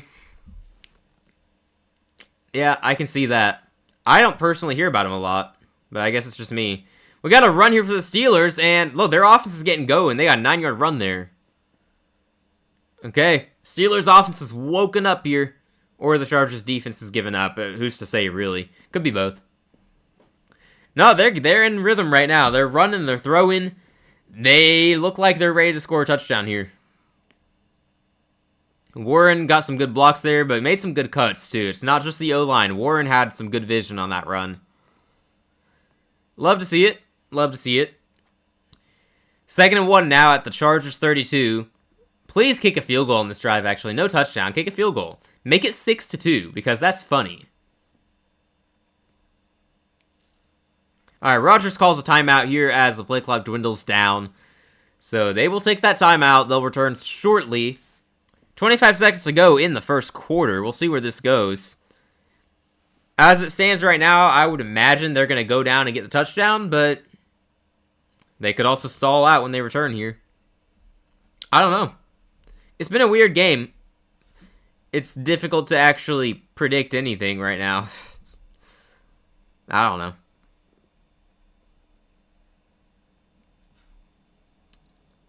Yeah, they got a lot of big names in the house tonight. This must be a Chargers home game. Yep, it is. Makes sense. Oh, instead friend lost a bet on our fantasy game last week and now has to sing a Christmas album. Oh, gosh. Has to sing a Christmas album for you and your friends to make fun of him. That's crazy. That's a bet you shouldn't have made. Alright, game returning here, 2nd and 1. Going to be a handoff to the running back who is going to make a cut and get the first down at the 30-yard line. 2-yard gain there for Warren. And that should bring us to the end of the first quarter with the score being 3-2. Yep. Oh, man. Yeah, very, very much a Steelers game tonight. Just lots of defense, lots of running, and a safety. Although you would have expected it to be the Steelers who got the safety, but where's Daniel? Let me pull up his messages so I can get the exact terms correct on where he's been. Probably doesn't mind. It was something with ministry. I think it was prison ministry. So I don't think he's home yet. I think he's supposed to get home at some point during this game. Probably very tired, so I don't anticipate him joining us, but maybe he will. Remains to be seen. He didn't see any of the Texans game because he was busy. So, oh yeah, he said it in our Discord server. So yeah, it was a church ministry. Didn't have access to his phone literally all day, and just now found out that they won. Yeah. So I don't know where he currently is. I think he's on his way home, but yeah, we'll see if he joins us or not. Oh, what a game. What a game. I'm so glad that I decided to do this tonight. So glad. No, it's definitely not been a good day for me in terms of watching football. I mean, the Saints versus whoever they were playing, because, my team didn't play today. That was not a fun game to watch. The end of Texans-Jags was fun to watch, though. Glad I caught that. The afternoon slate was horrendous. None of those games were worth watching. I didn't bother because they were all lopsided early on. I didn't have to. And then this game so far, at least it's close. At least it's close. Next year I gotta chill on fantasy. Define chill. Are you in too many leagues? I chilled on fantasy this year. I've barely...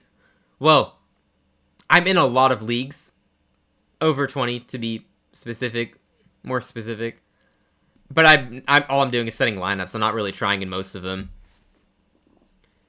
I said that like I didn't trade for JSN in one of my leagues last week, as you know. Can't enjoy watching football anymore? That's crazy. Because it's kind of the opposite for me. I enjoy it more. I care more, at least, about players and performances in the game. So that's an interesting perspective to have. I also care more about the games because of my pick'em with Daniel, but this week I didn't have to care. I only picked one game differently from him, and it was to jinx Atlanta, which it worked. When I pick Atlanta, they lose. It's worked 4 straight weeks. A very interesting trend. You have 12, you're trying in 8. Yeah, well, yeah, if you're trying in 8 of them, that would be fairly taxing, I'd imagine. I guess the only one I'm really trying in is the one where I realized all of a sudden I'm 4-4 and I need to start winning matches to make the playoffs, so I traded for JSN. And what's crazy is JSN didn't have a big effect on the outcome this week, at least not as big as Achane and Gibbs. I had Achane and Gibbs as my running backs, which is insane this week. We start the second quarter with a catch and run for the Steelers. It's going to be a yard short of the first down, so we got 2nd and 1 coming up after that. The pick'em that I'm winning? What pick'em? I'm just doing the one with Daniel. I don't even know what you're talking about. Oh, is it the one we tried to start up in the preseason and then just didn't get too many people in? Alright, we got the ball at the 20. More like the 19.5-yard line, but we'll say 20. Rodgers is going to hand it off. Easy first down run there, and a little bit more inside the 15. Down around the 13-yard line. There's a flag on the field, though. Got that ugly yellow. And there's a lot of ugly yellow on the field right now, I'll tell you that. Yeah, we got a hold. That hold was too big for it to not be a hold, I guess.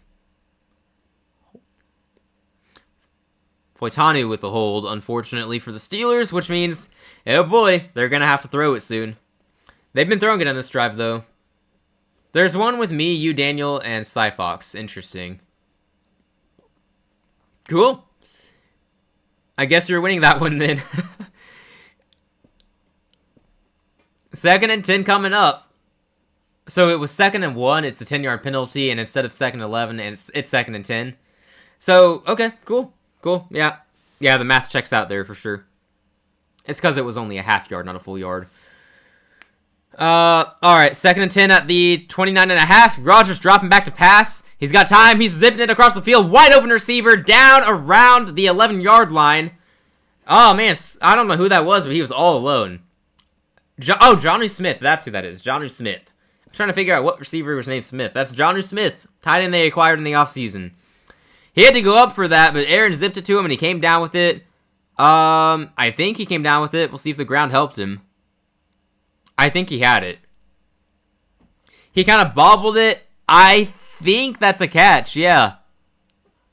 I think that... I need to see that again. Hang on. Give me a second, you guys. Did that ball hit the ground? There's definitely movement when he's going down. If it hit the ground, it's incomplete. Harbaugh's challenging it. He's saying it's incomplete. Which, that's huge if it's incomplete. Rodgers threw it a little too high for Smith. He had to go up and get it. He still should have caught it, though. It's in his hands. He bobbled it. Technically, Devin is in it, but he hasn't made a single pick. Yeah, that sounds like Devin. That sounds like Devin. He's a busy man these days, though. I'll cut him some slack.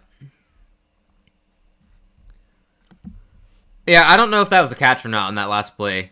I couldn't tell if the ball hit the ground or not. It may have. It may have. And if it did, it's going to be 3rd and long.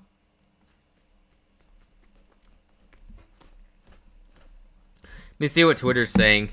If it's a catch or not. Because, you know, Twitter is the best place to get sports takes. It's really just to see what other casual fans are saying. Or diehard fans. A little bit of both. You get a lot of takes on there. First thing I see is I'm starting to understand why Miami was sick of Johnny Smith. He's dropping a lot of balls these days. Catch the ball. Okay, so Steelers fans are saying he didn't catch it, it looks like. Yeah, the next one is, of course, he didn't catch it. The next one is, I don't think that play is going to hold up. The next one says the ball never moved. Johnny had it pinned against his forearm. That's a catch. If Travis Kelce caught it, Johnny Smith caught it, that's valid. Except that's not how it works, unfortunately. Yeah, okay. It looks like most people are thinking that Johnny did not catch it. One comment says Aaron is off today, had Johnny wide open. Nothing ever easy when guys are wide open. It's true. Rodgers has missed a couple of plays where the guys are wide open. Hey, Nathaniel, how's it going? Been a minute. How on earth did you lose? We didn't lose. We didn't play today. What are you talking about? I don't know what you're talking about. I'm fine. Would you rather take Drake May and Mac Hollins or Bo Nix and Stephon Diggs? I'll take Drake May and Mac Hollins. I've never been a believer. Never was. Nope. I don't trust Bo Nix to get the ball to Stephon Diggs. That's like trusting him to get to Courtland Sutton, and that's not a consistent connection. Because I would imagine Courtland Sutton and Diggs are around the same caliber player right now. Yeah, so give me May. Oh, they call the pass incomplete, so they're going to say the ground did help him there. That's crucial. Yeah, okay, I'm finally seeing the angle that apparently everyone but me saw. Yeah, the tip of the ball definitely hit the ground. Yeah. Yeah, Aaron threw that a little high for Jonnu. He couldn't bring it up. But that's on him. Jonnu should have been able to bring that catch in. Alright, it's 3rd and 10 now. See if they settle for 3, or if they can convert the 3rd down conversion here. Chargers are playing deep in the secondary. Middle of the field is going to be open to the Steelers. If they want it, they're going to throw it short to 14. It's going to go out of bounds after a 3-yard gain. So the Steelers just didn't even try to get the first down. They're going to kick the field goal here to make it 6-2. What is this game? Boswell is usually money inside 50 yards, so I'd imagine he's going to have no trouble here. This is from 45. Should be right down the middle. We'll see. No shot he misses this. Oh my gosh, he missed. He missed it. Boswell misses from 45. It goes right.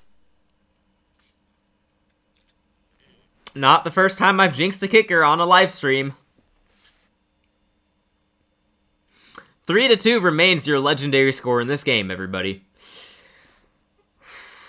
Alrighty. Who's the top free agents next year? Let me look that one up for you, because I'm not entirely sure, to be honest. I remember it not being that inspiring of a market, though. But I can see. I know the quarterback market is bleak. I don't think the receiver market's very good either. It's probably just like last year. A lot of good linemen available, but that's really about it. Oh, Trey Hendrickson is available if they don't tag him or trade him. But knowing the Bengals, they are not going to do what makes everyone happy. They're going to keep him there. Mike Evans is a free agent. I still imagine he stays in Tampa for life. Khalil Mack, Deebo Samuel, having a decent year in Washington. 1st and 10, it's just a short pass complete. It's going to go for about 5 yards for the Chargers. Travis Kelce is a free agent. Imagine if he left the Chiefs. That's not happening. Joel Bitonio, guard out of Cleveland, is available. They should not let him leave, but if he's available, that's a great pickup. Wyatt Teller, another guard in Cleveland, is available. David Njoku could be a good pickup at tight end. Hassan Reddick isn't the same anymore. I wouldn't go after him, but he's a free agent. Daniel Jones, Aaron Rodgers, Joey Bosa, Cam Robinson. All right, short completion to Quentin Johnson, who gets the yak for the first down around the 48-yard line. Chargers are moving now. Jacoby Myers is a free agent, so maybe he finally goes back to the Patriots. DJ Reader, the defensive lineman. Russell Wilson. Yeah, he's still going to be in the league next year. You know, it occurred to me earlier after our Panthers stream that Russ could be someone we sign. I'm not sure how I would react to, obviously negative, but I don't know to what degree of negativity I'd react with. I would not be okay with that. 1st and 10, Chargers at the 48-yard line, looking to score some points. I hope for a field goal to make it 5-3. Herbert airing it out a little bit. He throws it up. It's too high for Johnston. Herbert has been off the mark today. It's not the first throw we've seen him miss. It's a little surprising. Levante Davis is a free agent, by the way. So is Bobby Wagner. I'd imagine they're not going to be that good at this point in their career, though. Don't want to pay too much for him. Kyle Pitts, if you want a tight end, and he doesn't stick around Atlanta. Kevin Byard. Yeah, I would say it's a pretty underwhelming free agent class, unless I'm just missing anyone big. So if you're looking to build through free agency, next year is not your year. We got a handoff in 2nd and 10. Vidal's got some room. He runs for a first down into Steelers territory. That was a good run. He got the blocks, found the vision, and got through. I think that was Vidal. I just assume it was. I don't know who else they have at running back. Hassan Haskins, is he still there? Got an injured player down the field. Steelers hurt. Hate to see that.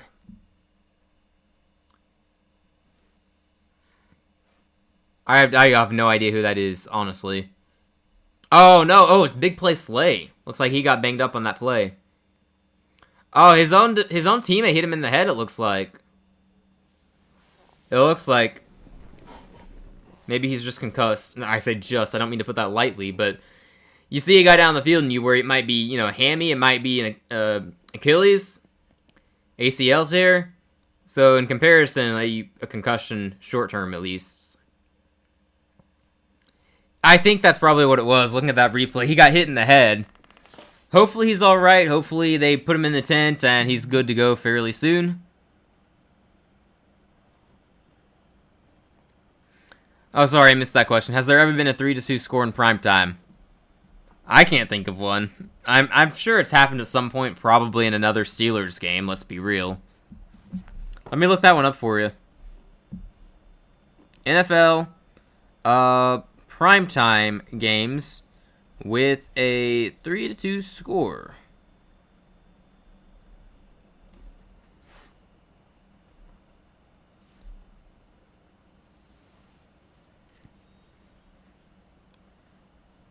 It looks like there's never been a final score, at least, in a primetime game.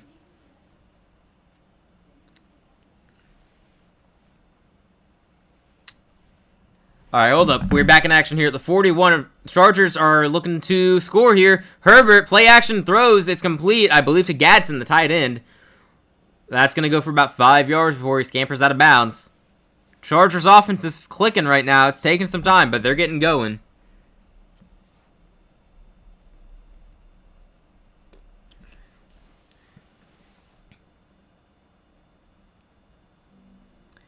Yeah, Sox, I have no knowledge of any game that has been 3-2 in primetime.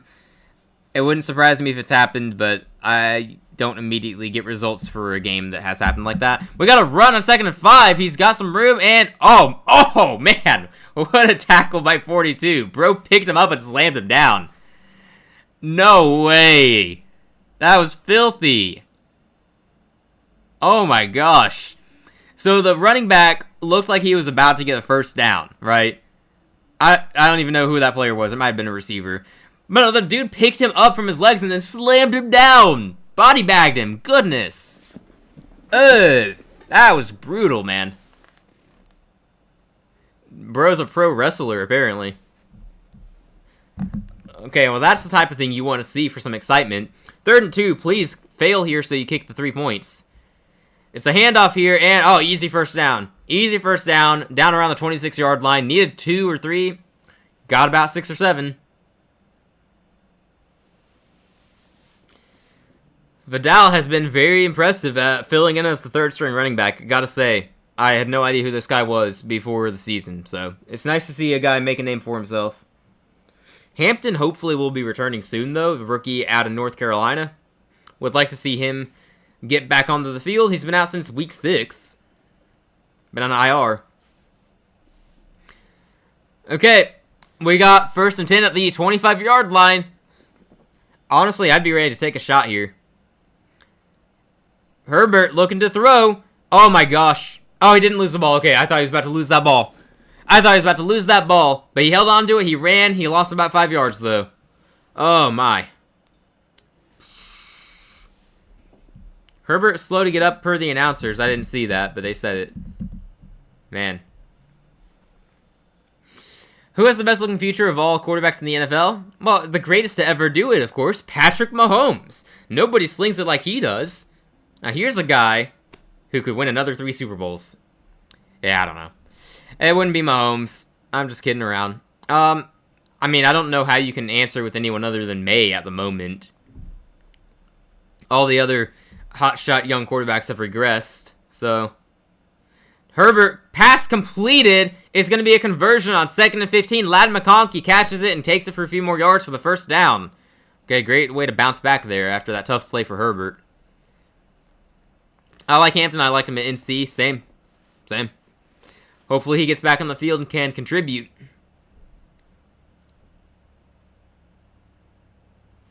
Herbert is one tough dude, man.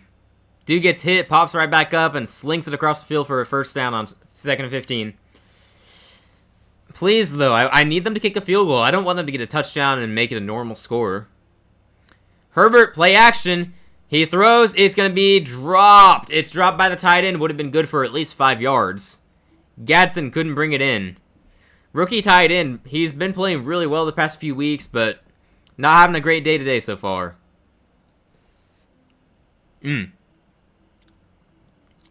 Alrighty. But yeah, Sox, I wish the Madden ratings would be realistic. Yeah. Keep wishing, because that's never going to happen. Wouldn't that be nice, though? Wouldn't it? Jason would have his 99 right now, because he's earned it this season. JT would be up there, too. Drake May would be much higher than I'm sure he currently is. Herbert, pressure coming, throws, and, oh, man. Oh, he had room in the end zone. Gadsden was there, but they couldn't connect. Herbert took another hit, too. Harbaugh wants a flag for roughing the passer. I don't think he's going to get it. No, they're bringing the pressure, which is the right way to play this game, given how injured and battered the Chargers' offensive line is. Man. Yeah, they wanted a flag on that. I don't know that I would have thrown the flag. I wasn't that egregious. 3rd and 10, though. Here we go. Herbert, got to do it himself. Dropping back a ton. He throws, and it's going to be... Oh, my gosh. He dropped it. The receiver dropped it. And then the defender dropped it, too. Bro, it bounced off the receiver's hands into the defender's hands behind him, and then he couldn't catch it either. Oh, my gosh. Dude, you got to catch that. Ball hits you square in the hands. Look, it was a little high for McConkey. I get it, but, man, you got to bring that one in. That's going to be 4th down for the Chargers. Really unfortunate for the offense there. Duggar almost got that interception. 32 yards now, though, for Dicker, the kicker. Looking to get his team a 5-3 lead.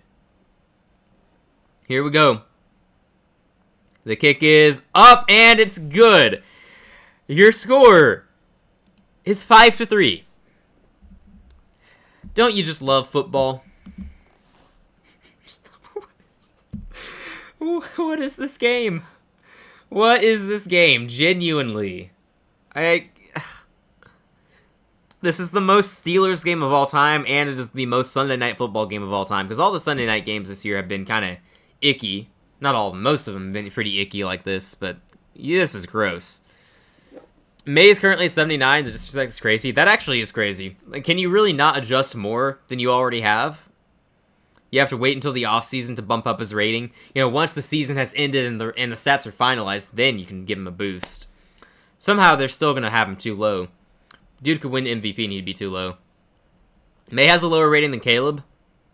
Yeah, May's earned the higher rating, although I'm not going to diss Caleb like everyone else does. I think he's actually had a very good season. Comparable to Baker Mayfield statistically. People don't like to hear that, but it's true. Actually, it was true coming into today. I haven't checked the stats yet, but I imagine it's still true. Baker's got a few more yards. Probably more touchdowns now, too. I will say, though, Baker and the offense got to stat pad against the Patriots at the end of today, so... not all yards are equal, right? Nah. I'm just picking on the Bucks. I like Baker. Caleb's in... What? What Caleb are we talking about? You're not talking about Caleb Williams. He is not an 87. What? Are you kidding? You cannot be serious. There's no way Caleb is an 87 and May is a 79. No. I'm looking this one up. Not because I don't believe you, but because that's just extremely egregious.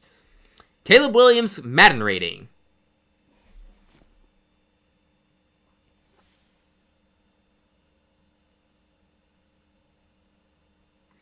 Okay, immediate results say 77. Did you mean 77? By chance?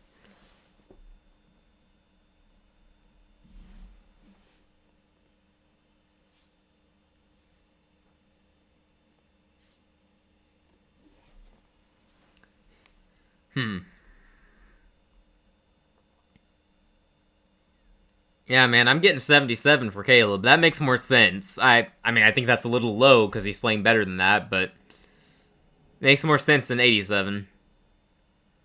I'll probably put him closer to 80 or 81. All right, we got the Steelers return here. And he's going to go out of bounds around the 26, 27-yard line. All right. All right, let me listen to this real quick.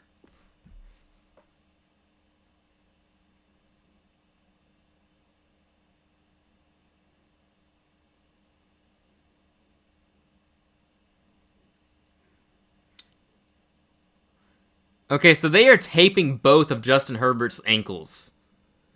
They're taping both of his ankles, so good that means he's going to be able to keep playing, but he is getting banged up in this game, so something to keep an eye on, because if he leaves, they got to turn to Trey Lance, which would not be ideal, but also in this crazy league, he'd probably go off, so. First and 10, Pittsburgh at the 28, they give him a good spot there. Rodgers empty backfield looking to throw, he's going to have to run, he gets sacked. He can't run fast, man. Not trying to criticize, of course. But, yeah, you don't want your 41-year-old quarterback to have to run like that. Ugh. Pressure was coming. He tried to get it out of it, and he goes down, man. Good play by the Chargers defense there. They brought the pressure. Yeah, Steelers' offensive line did not help him at all there. Your source was Caleb Williams Glazer. That explains it. That explains it. Yeah. Alright, 2nd and 11. It's a short loss on the sack, fortunately for Pittsburgh. 2nd and 11 from the 26.5. It's a handoff here. Nice move there to avoid getting tackled. Ends up getting to the 30-yard line. Gains 3.5 yards. What is it with backups becoming good recently? Very quarterback-friendly league, I guess. I don't know. I guess it also depends. Like, Mac Jones in San Francisco is not really too stunning because it's San Francisco. Most quarterbacks would thrive in that system. It's very quarterback friendly. Who else are you referring to though? Like recently? I would like to. Darnold, Jones, Bridgewater. Is Bridgewater's name in this conversation? I wouldn't have even said Jones though, because he's been a starter basically his whole career. Aaron is airing it out. Oh my gosh, oh, pass is broken up. Oh man, 19 had a little bit of room there. Reed went up and knocked that down. Good play by the defense. That was on 3rd and 8. So that is going to be 3 and out for the Steelers offense. Rodgers went for it, man. He just did not have the arm strength to get it there. Yeah, from what I'm seeing, he just didn't have the arm strength to get it there. Maybe if he throws it a little sooner. Because the receiver has him beat. The receiver is in front of him. If he throws it a little better, a little higher, it could be caught, but he couldn't get it there, man. It's a little sad to see. Just sad as in disappointing. So the Steelers punt. It's going to be fair caught around the 19. Chargers take possession with the 5-3 lead. I hope this is the final score. I really do. But yeah, I don't know that I would call Jones a backup quarterback. I know he was a backup in Minnesota near the end of the season last year, but he was a starter that same year. He's almost always just been the starter. But yeah, I get what you mean, him suddenly being good. I want to say it's because of Jonathan Taylor and that system Indianapolis seems to have. I believe in Steichen, good play caller, good coach, it seems. So maybe that plays a role. Maybe it's also just the magic of escaping New York. That could be it too. We'll find out more in the coming years. We'll see how well Jones continues to play. Darnold, I think that's just he went to Minnesota. Before that, he was in San Francisco, so the two best systems for a quarterback to be in. I think that just fixed him. So, that's my guess. And I'm happy with it. Glad to see him thriving these days. Yeah. One thing I'm really curious about, and it's not being talked about very much yet, is what happens with Mac Jones. Because at some point, they're going to get Purdy back. At some point, he's going to be their guy. What happens with Mac Jones? Because is he going to get a chance elsewhere, or are people going to see him thrive in San Francisco and assume, oh, it's because of the system, and not give him a chance? That's what I'm wondering. Because we were talking about that earlier. We would love to have him in Carolina if we can get him. We'd love to. The way he's playing, we'll take a chance on him. We got to figure something out at quarterback, so... But I don't know what's going to happen with him. I don't know if he's leaving. I don't think San Francisco should let him leave if they can help it. I don't know. Who wins, Drake or Mayfield or Drake Mahomes? Or Mayhomes, excuse me. So is this really just who do I prefer between Mahomes and Baker? Is that basically what this is? Because the common denominator is Drake Mayfield. Wow, Drake. I read Drake or Mayfield as I was saying that. The common denominator. Common denominator. Thanks, Socks. I'm struggling now. It's Drake May. I would take Mahomes over Baker just right now, all time and right now. I mean, you don't have to like it, but Mahomes has been good. 49ers keep Mac and shop Purdy around. That'd be interesting. I don't know who would bite in that contract, though. That would be another curious thing. Does anyone want to take on Purdy's big contract? We got a run here for the Chargers. Got some room. Got a 10-yard run for a first down. Their offense is running now. Vidal's having a nice day. But yeah, if Purdy is available, it just depends on how much you have to pay to get him. What's their asking price? How much of his contract are you paying? Personally, I don't want Purdy. If he was on his rookie deal, then yeah, I'm cool with that, but yeah, I don't know. I also don't think he would fit our offense well. Drake Brady or Drake Mahomes? Drake Brady, of course. Quentin Johnson gets the catch and a little bit of yak. Should have been stuffed for no gain. Got about 2 yards. Oh, what a game. I hope we see a touchdown at some point. That'd be nice.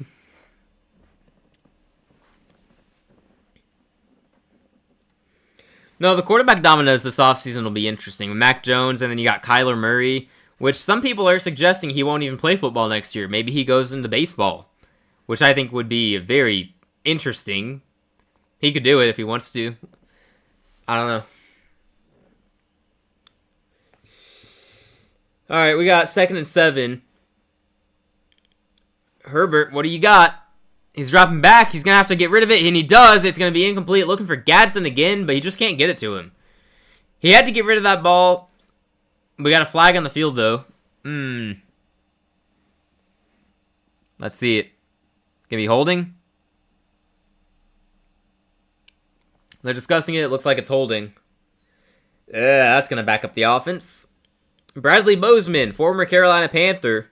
That's one of those guys who you like, but he's not that good, unfortunately. I like him a lot, though. Great guy. His family seemed great, too, when they were in Charlotte. My point in mentioning that is we have some guys on our team that we like who we need to move on from at some point. 2nd and 17 now after the holding penalty. Sets him back 10 yards. Herbert looking to get it to the running back. He does. It's complete. We'll see what the Yak does, and he takes it upfield to the 35 for a 12-yard gain, making it 3rd and manageable. Pretty good effort there by Vidal. Just not Kyler, Geno, or Russ. No, I'll burn a Russ jersey. I'll buy and burn a Russ jersey if we get him. Don't hold me to that. I don't want to spend money on a jersey to burn it. Geno, absolutely not. Kyler, I mean, he might be better than Bryce. If we get him cheap, I'd be okay with it. I don't want to pay for him, but if we get him cheap, then I can be talked into that. Herbert about to get hit, and he's going to go down for the sack. That was ugly. That was ugly. Saw that one coming a mile away, too. Unfortunate. He got to Herbert, he couldn't escape, and it's 4th down, so Chargers are going to punt. The most Steelers game of all time, you guys. But truly. If Herbert had just a little more room to get the throw off, he had a guy open for a first down. He was very close to being able to convert that. Kyler's Bryce, but 2 years. Not fair. I think Kyler's probably accurate more often than Bryce, though. And he's faster. Look, I don't want him, but if we get him cheap, and we have to upgrade. I don't know. It's tough because we don't have many options at quarterback. If we can trade for someone good, that'd be great. I'm telling you, we get Joe Burrow, and I know hardly anyone's talking about the possibility he gets traded, but if we can trade for Burrow, I'm all over that. Let it be. Or maybe Lamar decides he wants to leave Baltimore because they lose in the playoffs again. Come to Carolina. Now that would be a good fit. What would be your perfect quarterback? I mean, I'd probably want Lamar Jackson. One of the best passers in the league and the best runner in the league. I said preseason, and I've said throughout the season when he's healthy, he's the best quarterback in the league. So I'd probably say that's my ideal quarterback. All right, we got a run from the Steelers in 1st and 10. It's going to go about 3 yards. Steelers constantly make amazing defenses, but the offense can't score. Funny thing is, their defense has actually been really bad this year for the most part, and their offense has been a little better than normal. This game just is not showing that at all. This game did not profile as a 5-3 type of score early on. I was expecting points. At least the rest of the offense wouldn't have to readjust to playing with a short quarterback. True. No, I would like a tall quarterback this time. I would like a tall quarterback, please.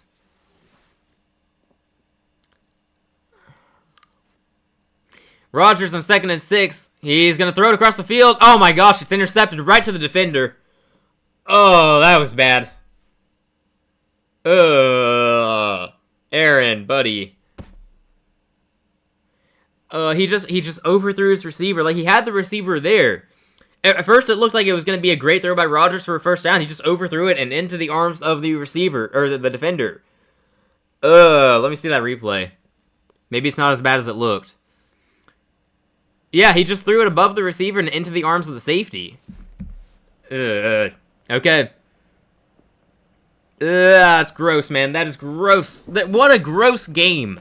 And now the Chargers are going to kick a field goal and make it 8-3, which is a more normal score, but still weird. It's disgusting. This game is disgusting. Tell you what. I had my projected score to 67. What does that mean? Hello, the Seagulls. How you doing? Welcome on in. Happy belated birthday, by the way, if I'm not mistaken. That was recent, right? Vidal on the carry. Wow, he's got good burst on that one. He gets about 8 yards on the run. That'll take us to the 2-minute warning. Chargers have all the momentum now. All the momentum. We'll see what they do with it. Wow. Yeah, this has just been an ugly performance from Rodgers. But it's also been an ugly performance from Herbert and that offensive line, so it's been an ugly game. This is not fun. But it's so comically bad that in a way it's good. If that makes any sense.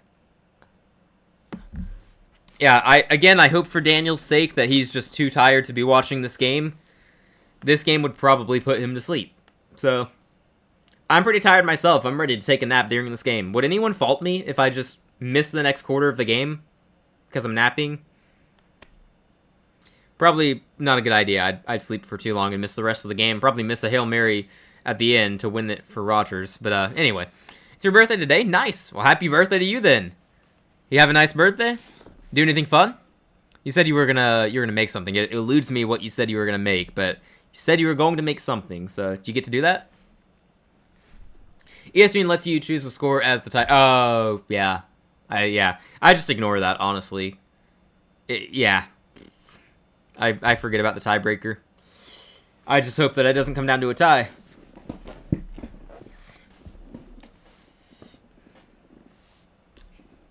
Alright, we got 2 minutes left. We'll see if the Chargers can extend their lead or not.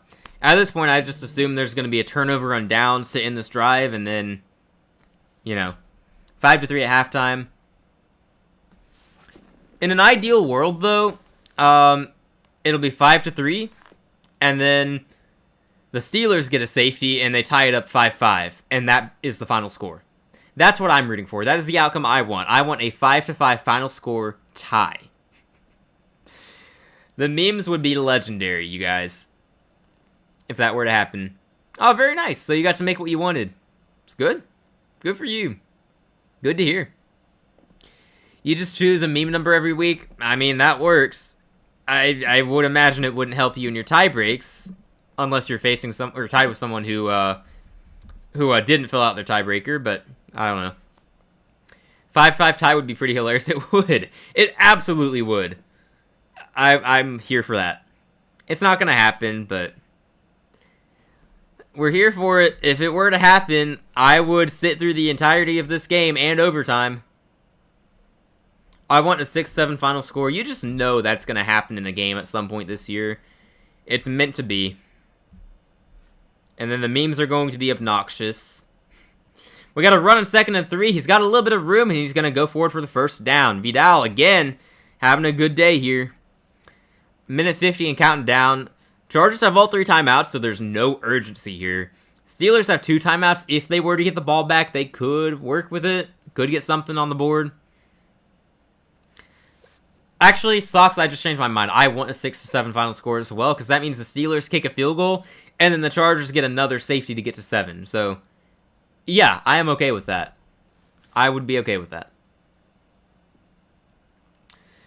1st and 10 for the Chargers at the 26.5-yard line. Herbert gets it out quick to Johnston, who makes a guy miss, and he's going to make it to the 20-yard line. Gains about 6 yards on that one. 2nd and manageable coming up, and they are killing time, which is very important here. Kill the time, don't leave Pittsburgh any to work with. They're talking about Darius Slay right now. He's got a concussion. So he went to the locker room.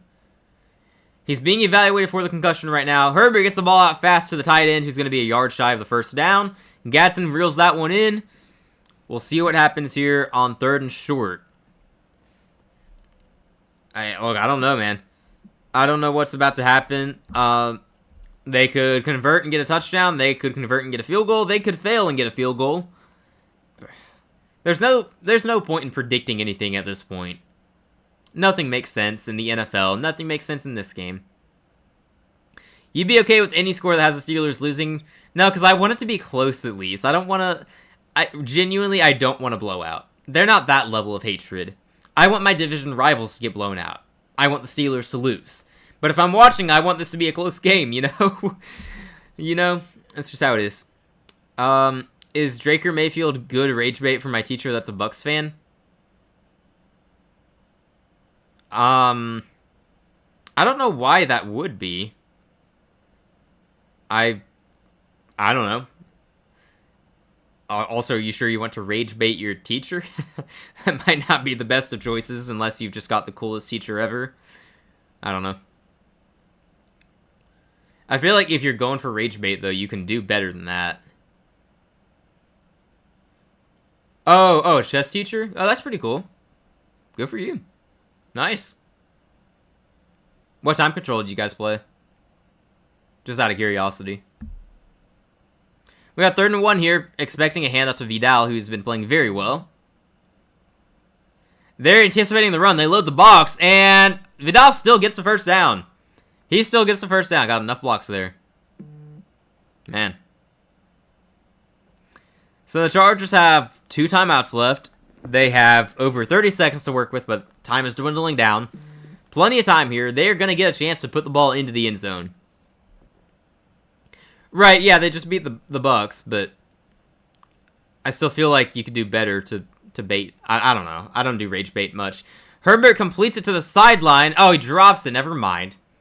You don't see Keenan Allen drop passes very often, but he dropped that one. Looked like he just had it in his arms. He's your actual teacher. Oh, okay. Gotcha. Okay, well, thank you for stopping by, Seagulls. Happy birthday again. Glad to hear you had a good day. Good night to you. Thank you for stopping by. Okay, we got 16 seconds here in the first half. I'm getting sleepy too. I'm ready to fall asleep during this game. I'm not joking. 16 seconds. Herbert, you got a chance here. He throws. Oh my goodness, that's it. That's a touchdown. Ladd McConkey catches it inside the 5 and runs it in. Chargers are in the end zone. That makes it temporarily 11-3. Please miss the extra point. Please miss the extra point. Please miss the extra point. Alrighty. Well, that's going to make it a 2-possession game, too. Like, that is crucial that they got that touchdown. Yeah, buying him a checkers board would probably rage bait him more. Probably. That'd be funny, too. PAT going up right now. Dicker, the kicker, out there. Kick is up, and the kick is good right down the middle. It's going to be 12-3 now.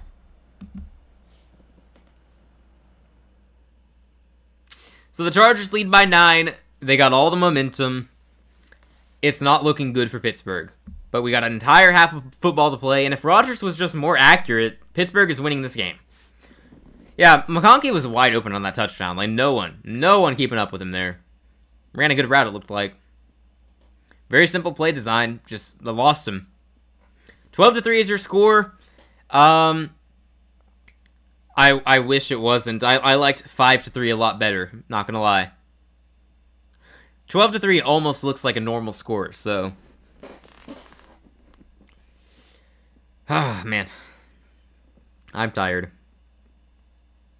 I hope we have an exciting second half, because this is tiring.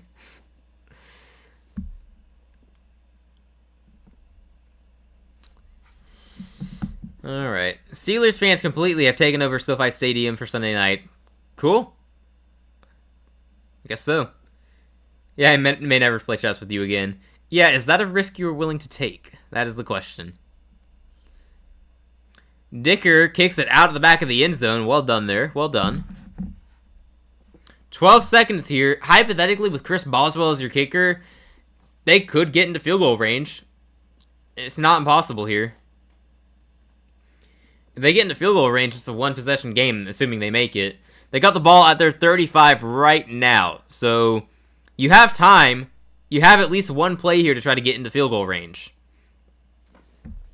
Now, I don't know how far Boswell can kick it, but set him up for 60, 61, something like that. He has a chance.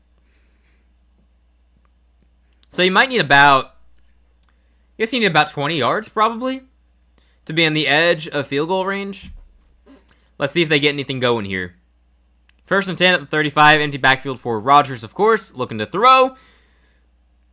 3 men rushing, Rodgers buying time, he's going to have to throw, and it is incomplete. Incomplete. He had a chance at it, receiver almost made the catch, but he can't bring it in. Also, almost intercepted at the same time. It could have gone either way. Ultimately, the ball got the ground. The ground got the ball. Yikes. I've been jumbling my words ever since the Saints won a game today. I forget who they beat, because it seems like they weren't playing anyone. But ever since that game, I've been jumbling my words. Ugh. I also just can't remember who the Saints played. My team didn't play this week, so don't ask me about us. Alright, one last play here, 5 seconds to go. We'll see if they try to throw a Hail Mary here. Rodgers, no, it's going to be a quick throw, and it's dropped. So, actually, that happened so fast. 4 seconds on the clock. They had that play happen so fast that we have 1 second left on the clock, so we still have another play to go. Receiver dropped it, so it's 3rd and 10. Okay. This game is disgusting. I'm telling you. It's a disgusting game. I'm assuming they won't try anything here, but I don't know. Yeah, dude, I told you earlier. I thought I told you earlier. We had a surprisingly successful stream during the Panthers. Oh, wait, no, sorry. The Panthers didn't play today.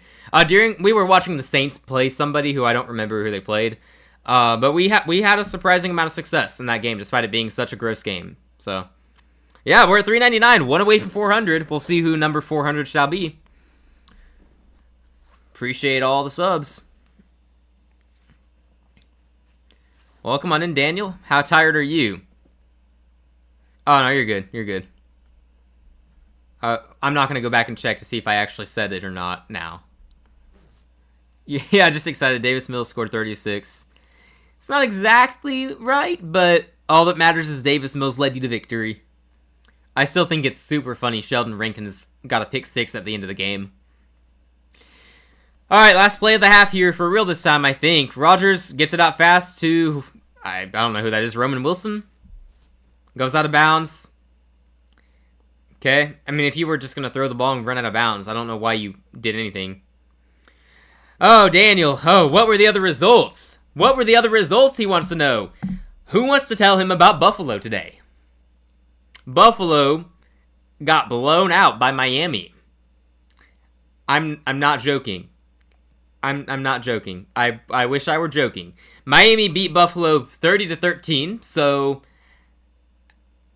that happened. Yeah. The Jets won a game despite having 54 passing yards. Yep, sure. That happened. Let's see. The Patriots survived the Buccaneers because they realized that Travion Henderson is actually really good. Let's see. The Bears survived the Giants after Jackson Dart got hurt, and then Chicago went downfield and scored the go-ahead touchdown. The Ravens outlasted the Vikings, who fell apart in the second half. McCarthy, or also known as Nine, apparently, his alter ego, had 2 turnovers. The Saints beat whoever they were playing. The Seahawks basically killed Arizona on live television. The Lions did the exact same thing to the Commanders. 44-22 your score in both games. The Rams ran it up 42-26 on the Niners, so there you go. There is your quick summary of what has happened today. Yeah, what a day.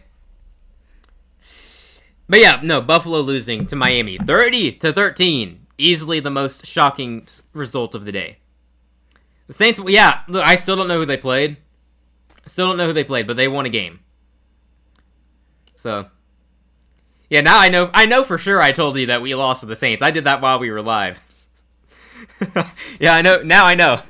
I know you did not see that one. Yeah, that explains the lack of teasing and sympathy. Yeah. Saints won a game. Yep. The opposing team, the team the Saints were playing, their quarterback did some really, really stupid things. So, that kind of hurt their chances. As it turns out, if the team they were playing, if you shut down their run game, they don't have an offense. So they just stacked the box and didn't let the opposing running back do anything. Yeah, they did. I think it was a Division III college team today. Like, I can't not remember who they were playing.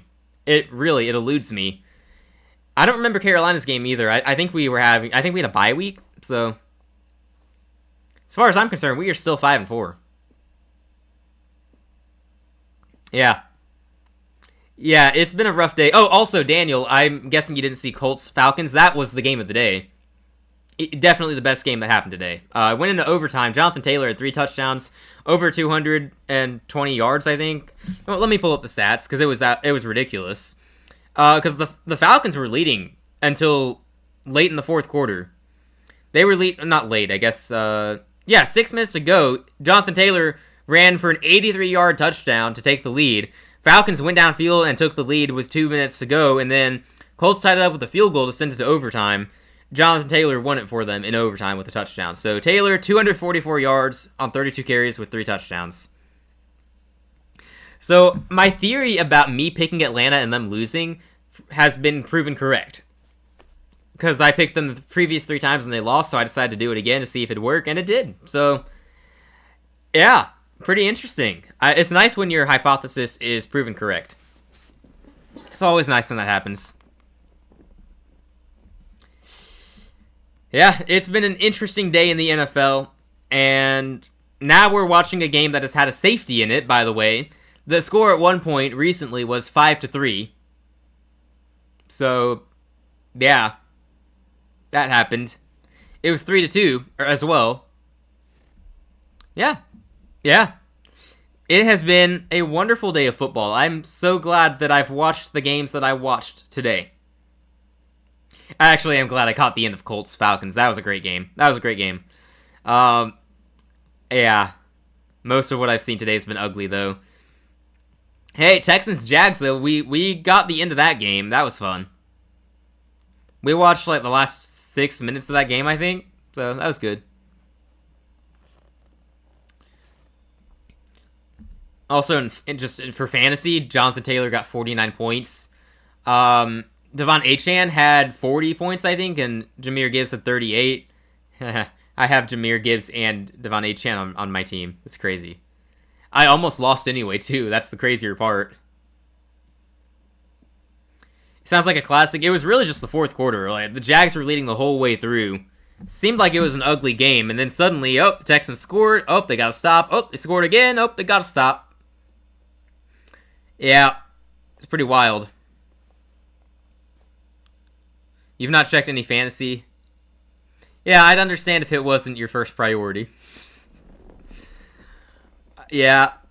So the Jags offense, I'll say, was about exactly what you would have expected it to be. So, bad. They only got 29 points because you set them up early in the game on a Davis Mills interception. So they scored easily after that.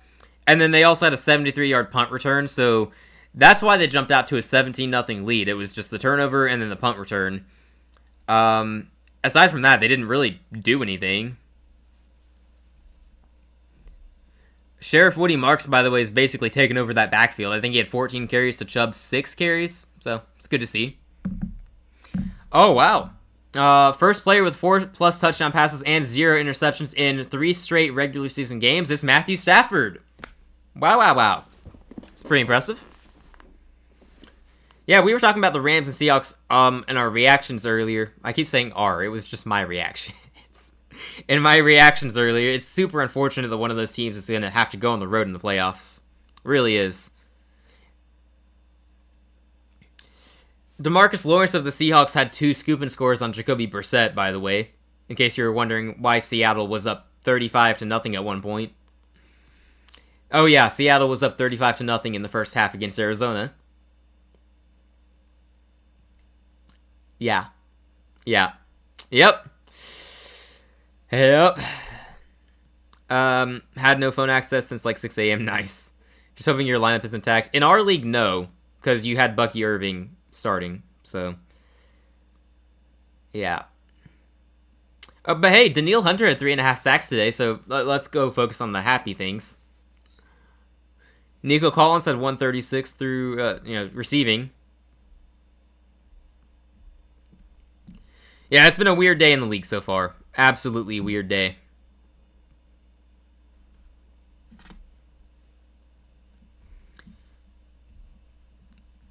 It's been a good day so far. I mean, my team didn't play, so I can't be hurt if my team isn't here to hurt me, right? Yeah. Yep.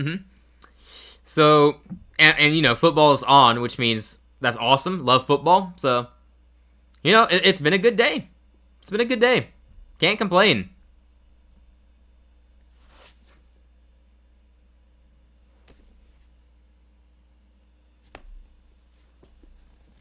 Yeah. Yep. It is very interesting to me, I must say, that because we do the Panthers games every week, I just don't normally show up on time. This week I actually did. I was there pregame, so it's very interesting to me that the best Panthers live streams have been losses. It's the loss to Arizona, and then the one today is probably the second best one we've had. So, yeah, I do. I find that very interesting. It's funny how that has worked out. I would have thought the one against the Packers last week would have done better than the losses. It's funny. That's all I'm saying. I think it's pretty funny. Quite interesting. Maybe it's just because I started on time. That might have helped. I'm not even sure how I was home so early today. But yeah, I got to start the Panthers game on time today. Caught the end of Colts-Falcons, booted up the Panthers stream, and had a good time until I didn't. It's fine. We're going to win out. But Daniel, you guys are only a game back out of a playoff spot right now, by the way. You guys are firmly in the race. Chiefs are 5-4.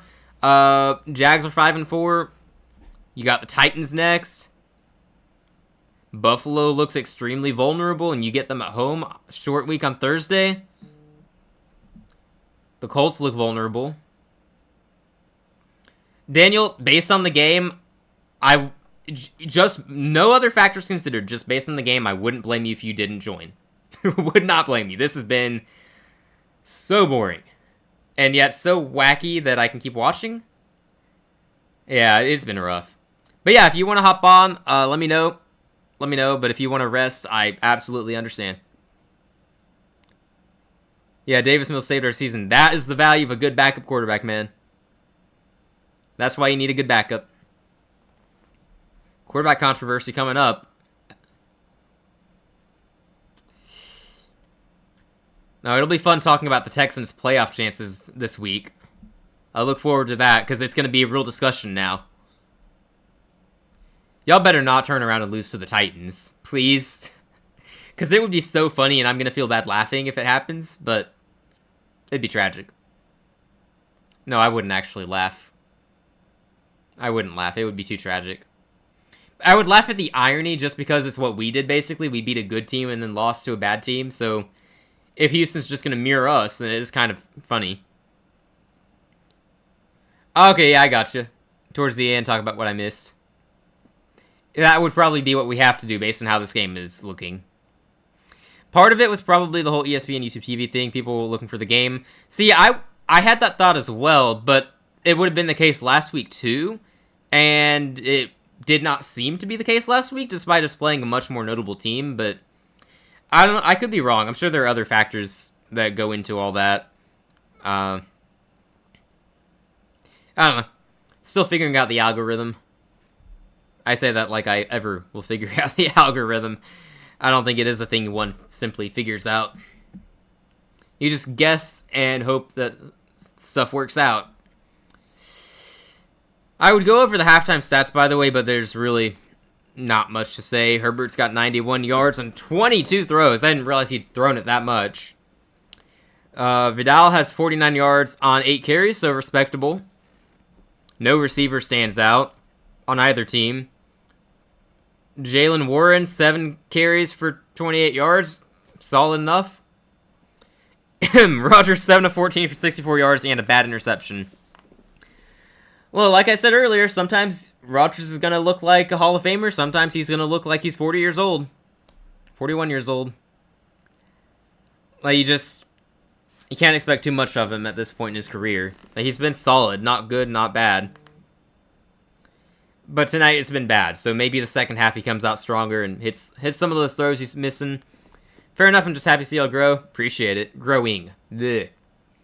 Appreciate it. I mean, you were here at, well, you've been here for a while, so pre-200 subs at least, I'm sure. I think. It's because we got 200 around the start of or a little after the start of the season, I think. I'm not sure what the exact timeline is, but no, I mean, you've basically seen us almost double our subscriber base, so it's pretty cool. It's pretty cool. Hopefully we can keep it going. We've gotten a little stuck lately, but hopefully we can push on through. Alright, third quarter starting soon. Yay! So happy. Yeah. Ugh. Yeah. I don't know, all jokes aside, there's the potential for this to still be a good game if Rodgers starts connecting on these throws he's missing and the Chargers' offensive line stops trying to get Justin Herbert killed. But we'll see. Yeah, beginning of the season. Yeah, so, I mean, I would have to go back and check, but I think we hit 200 around the start of the season. I think so. I don't know. It's been a very interesting couple of months, though. I don't think we were expecting to be approaching 400 as of today, so we're definitely happy to be where we are. And continue to try to improve as we go along, of course. Still some things to figure out. Like, our thumbnails have drastically changed from, now and back this summer. We found more of a format to work with, so yeah, and I'm still like I've gotten a lot more comfortable talking in front of a camera than I was this summer. So it's nice to be able to just talk freely. Yeah. Oh yeah, I would also like to hear the answer to that, Daniel. Love to hear. They're talking to Harbaugh right now. I have no idea what they're talking about, I'm not gonna lie. Oh, nice. We are starting with a false start. Hey, that's how the first half started too. I'm glad that the second half is gonna start the same way with a false start. That's great.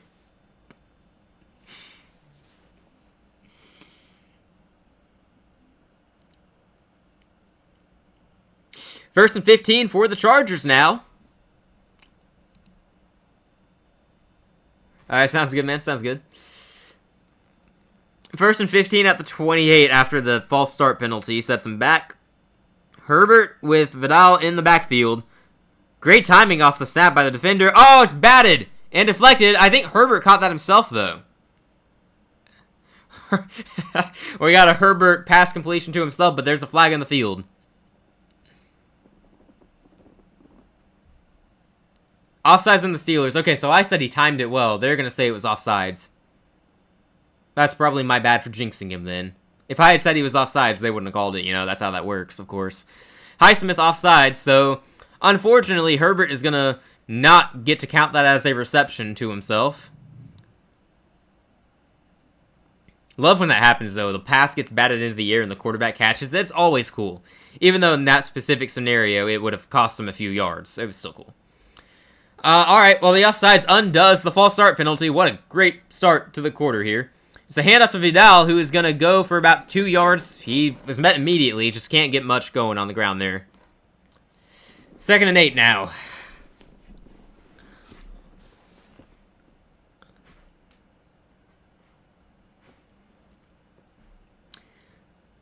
Yep. 2nd and 8. Let's see if they try to air it out here. We're a minute through the third quarter now, and we've only run one play. And we've had 2 penalties. Sounds like Darius Slay is confirmed out with a concussion. Hate to hear that. Hopefully he'll be alright for next week. Herbert, looking to throw. It's batted again! Incomplete pass. TJ Watt was there. I don't think we've really seen Watt, fill a stat sheet tonight so far, but that's definitely going to help. Bat that one down. We're going to start with the 3 and out here. For the sake of a competitive game, that is probably for the best. But also for the funny scores to keep up, I'd like them to go kick a field goal and make it 15-3. Alright, empty backfield for Justin Herbert. 3rd and 8. Gotta throw to get this completed. Offensive line is just getting demolished tonight. He throws. It's complete to an open receiver. Keenan Allen. 3rd and Keenan, as they call him, gets the first down. Yeah, you gotta guard that guy on 3rd down, guys. So, to my eyes, it looked like Keenan was there and another receiver was there and one defender was there. So, I'm not sure how that happened. But, yeah, it looked like the defense was not ready. Good design, kind of like a screenplay is what it looked like. Like you set a screen, set a pick. Alrighty, new set of downs. It was fun. Did prison ministry. It was a unique experience, but the prisoner's super chill. That's good. That's definitely good. Super early mornings though, and early bedtimes. That's less good, but worth it. That's good to hear though. Glad it was fun. Apparently, if the quarterback is under center and they catch their own pass, they're ineligible receivers. Interesting. Is that just how you're lined up? It's weird. You wouldn't think that would matter. Alright, well, we got 2nd and 10 now. Did I just miss a play? Or have they just not run another play yet? No, I missed a play. That's my bad. I don't know what happened.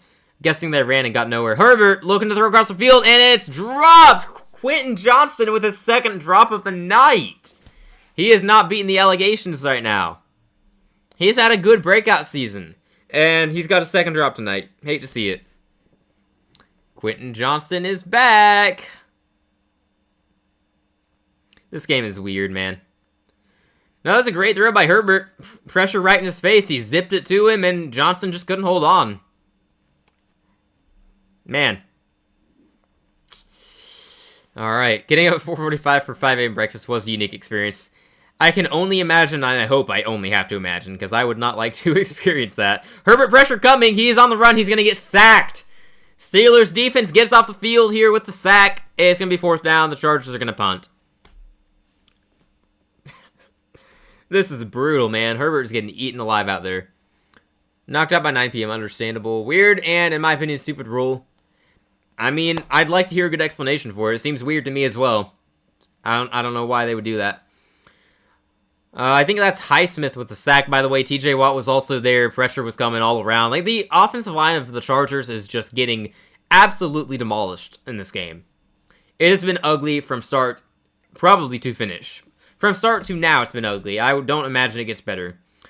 Punt is up. It's going to be fair caught at the 9. Bobbled it a little bit, but he still got it. So, Steelers ball. Looking to score and make it a one-possession game here. I want to go to sleep. You know, what's funny is we were talking about not doing this game and just doing the Packers-Eagles game tomorrow. And I was leaning towards doing that because then Daniel was going to be here the whole time, possibly. But then I realized I don't currently have a way to watch that game. I'm pretty sure. I'm pretty sure that because of all the YouTube TV and Disney drama that is still not resolved, we can't watch Monday Night Football unless you're paying for another thing. So, as of right now, I do not have that game, and I do not plan on paying more money because that's ridiculous. Shouldn't have to do that. So, anyway, that influenced the decision to just go ahead and do this game tonight, and yeah. So, thank you, Disney. You guys are great. Definitely. So great. Look, I've not been a fan of Disney's for a long time now, so. Rodgers just needs to do something. It's literally just me and Daniel in here. Don't stay in my account. No. I mean, I think it's best to just finish the whole thing out. Finish what I've started here.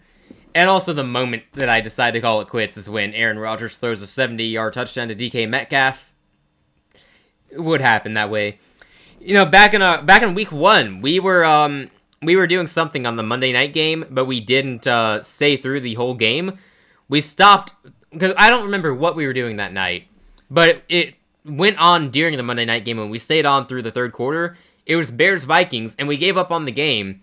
And the moment we left, the moment we ended the stream, J.J. McCarthy turned into Tom Brady, and then the Vikings were legit, and then they stole that game. So, we've already had experience where we call it quits, and then that happens.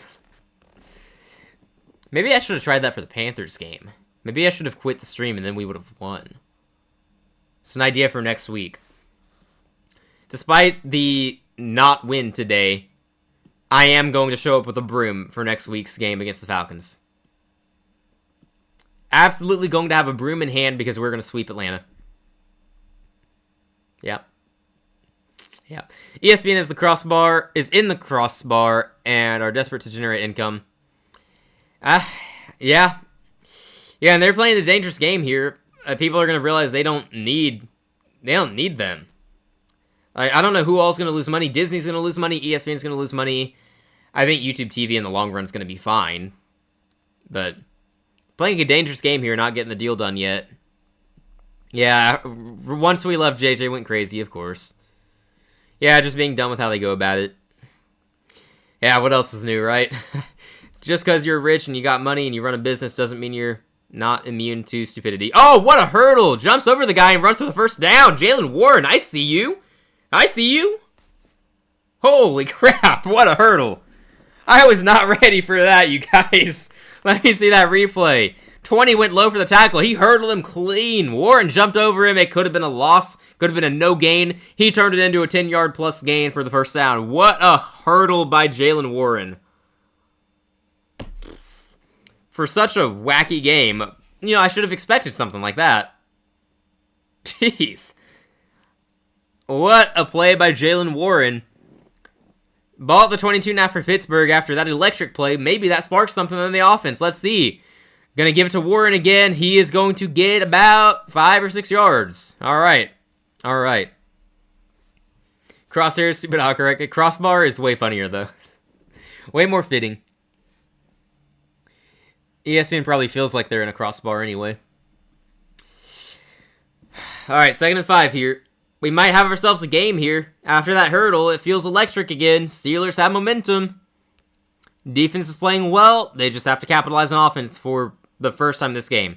As a reminder, the only time the Steelers have scored in this game was on a possession where they went 3 and out and had to kick a 59-yard field goal. They just started with great field position because of special teams.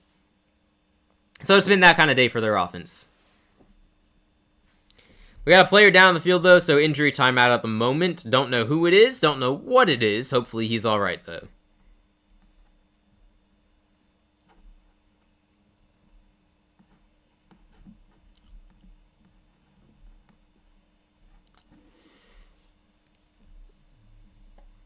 Alright, it looks like a lineman, just based on the guy's size. He's a big dude. It is defensive tackle. That's Tart, who has had a very good season so far. That would be a big loss if he misses any time here. Meanwhile, the broadcast is going to play the hurdle again instead of talk about Tart. Interesting. No, they're still talking about that hurdle. Alright. It's funny. Look, it was a great hurdle, you guys. It was great. Alright, back on the field now. 2nd and 5. Let's see what they can do. I would imagine they hand it off again, given that he's running well at the moment. Warren is going to get the handoff. He's got some blocks, but can't get too far. It's going to be about 3rd and 2 when they mark him down. Maybe 3rd and 1. I think when they blow the whistle with forward progress, it's going to be 3rd and 2.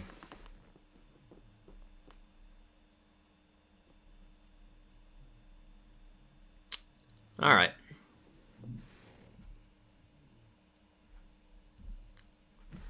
Gonna hop on Twitter here to see if I'm missing anything relevant or important. Because sometimes I do miss things that happen in the game, like key injuries, and I'm shocked to find out after that a certain player was out. Okay, everything I'm seeing on Twitter is the hurdle. That makes sense. Alright, 3rd and 2. Let's see what they do here. Play clock has dwindled down to 0. Did they call a timeout? The flag was thrown, but they haven't said if a timeout was called or not. Okay, they called the timeout. Pittsburgh got the timeout off and spared themselves 5 yards. Alright. Alright, let me see. Here's a tweet. Somebody at CBS said, I think Chicago is going to be one of the most dangerous teams in the league moving forward. Because they made a comeback win against the Giants, who was missing Jackson Dart at the end. I mean, look, I like Chicago, but I don't think they're suddenly, just because of today, dangerous. I'm going to save that and listen to it later. I'd love to hear the reasoning beyond that. Chicago doesn't scare me as much as the Big Six in the NFC. But we'll see. Chicago's got a chance to start rattling off wins, though. Okay, 3rd and 2. Steelers offense on the field. Gonna take the snap this time, you would think. Rodgers. See what he's got. Pressure's coming. Oh, he's gonna get sacked. Yeah, he's gonna get sacked. Ugh. You can see that one coming a mile away. Like, he's not going to escape those when they're coming after him like that.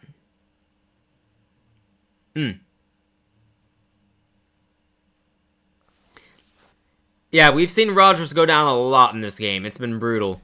Well, we've talked about the Chargers offensive line getting destroyed, but the Steelers offensive line is not faring much better in terms of protecting Rodgers and keeping him on his feet.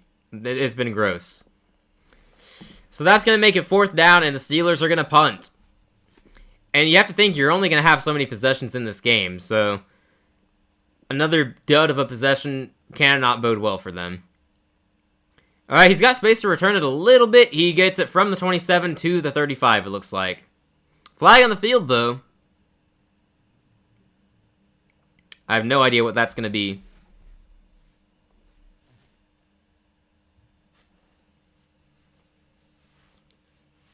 $8:39 to go.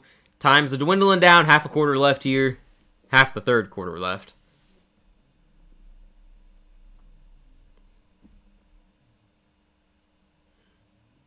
Oh, Roman Wilson was getting in his face. That might be on him. No, never mind. They called blocking the back on the receiving team. They ignored Roman Wilson on that. Okay. It's probably correct. Alright.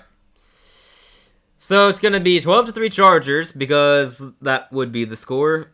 And they're going to get the ball deep in their own territory after the penalty. Don't know where exactly. But it's Chargers ball. Steelers offense has not done a single thing all day. Look, I'm rooting for the Chargers. I'm rooting against the Steelers, but I'd like to see them do something here. The hurdle was cool and all, but if it's going to lead to nothing, then bleh. That's all I can say is bleh. It's been a very bleh game, to say the least. How do Steelers fans do this every year? Because it's the same team every year. It's always mediocre. I don't know.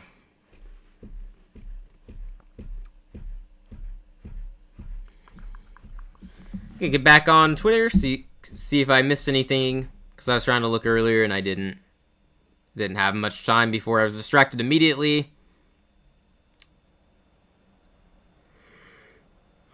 Okay. Yeah, I'm tired, guys. I am not going to stay up late tonight. I'm going to sleep on time tonight.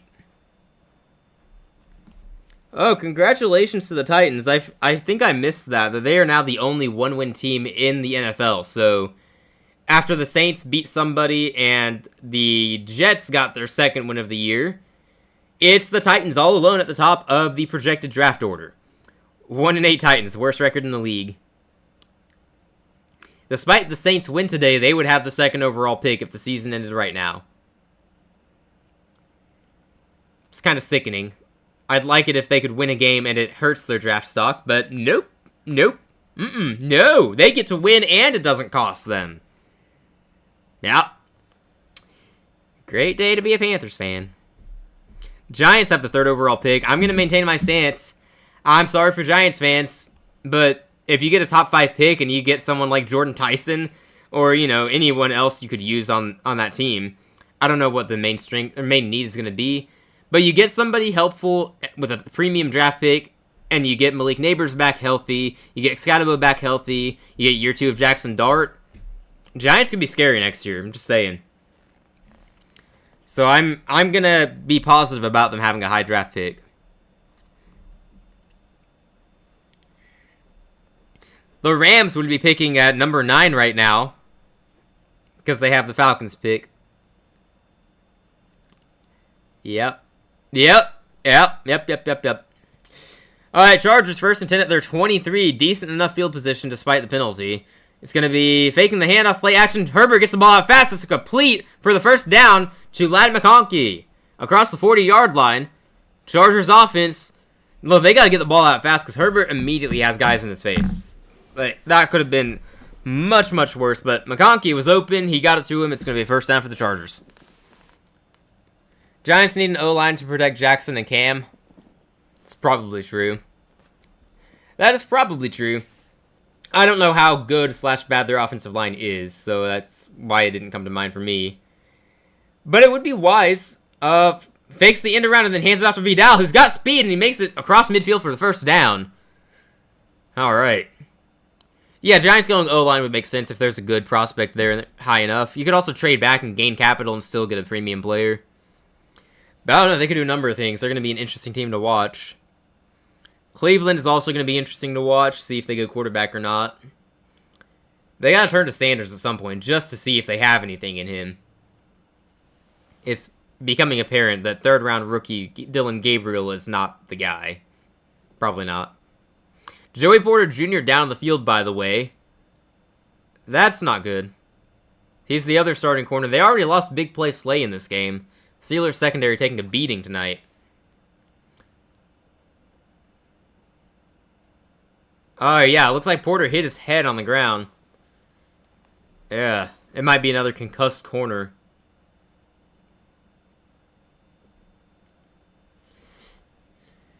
It hasn't improved since Danny Dimes was getting murdered weekly. Okay, so they need to spend every draft pick on their offensive line. Yeah. Yeah, okay. I'll take your word for it. I believe that, honestly. That sounds about right, so. Well, they're well set up to get a lineman. Receiver probably isn't a need. Malik Neighbors as the 1, and Wan'Dale Robinson is a decent 2 to have. Alright, we got a handoff here to Vidal, who is going to take it to the 40. It is 7 or 8 yard gain there. Pretty good stuff for him. Again, he's having a nice day. He's making a name for himself. 84 total yards in this game. Basically, the best offensive player in this game right now.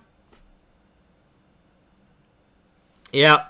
So if the Chargers score a touchdown on this drive, I'm inclined to say it's over. I mean, Steelers would have to score 3 times? No, I guess they could score twice and get a 2-point conversion on both touchdowns. Handoff here on 2nd and 2. Oh, stuff for the loss. Vidal could not get any room there. No blocks. Herbig got the stuff there. Tackle for loss. Okay, I guess we're throwing on 3rd and 4. I'd look for Johnston in a slant. I'd look for McConkey on literally any route at all. Keenan Allen, you can always trust him on 3rd down. They got a good group of receivers you can trust. Yeah, it was just a failed block by the Chargers O-line. Whoever 74 is, he completely whiffed. 3rd and 4 now. They're showing blitz. We'll see if they bring it or not. Okay, no, they back off a little bit. The ball is batted at the line for the 3rd time tonight. What is happening, man? That's the 3rd time that we've seen that from Herbert. The ball is batted at the line.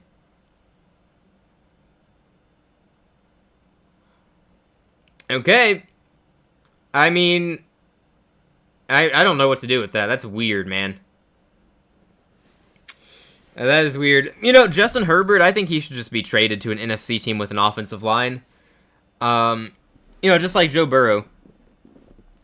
Alright, Dicker the kicker is out there.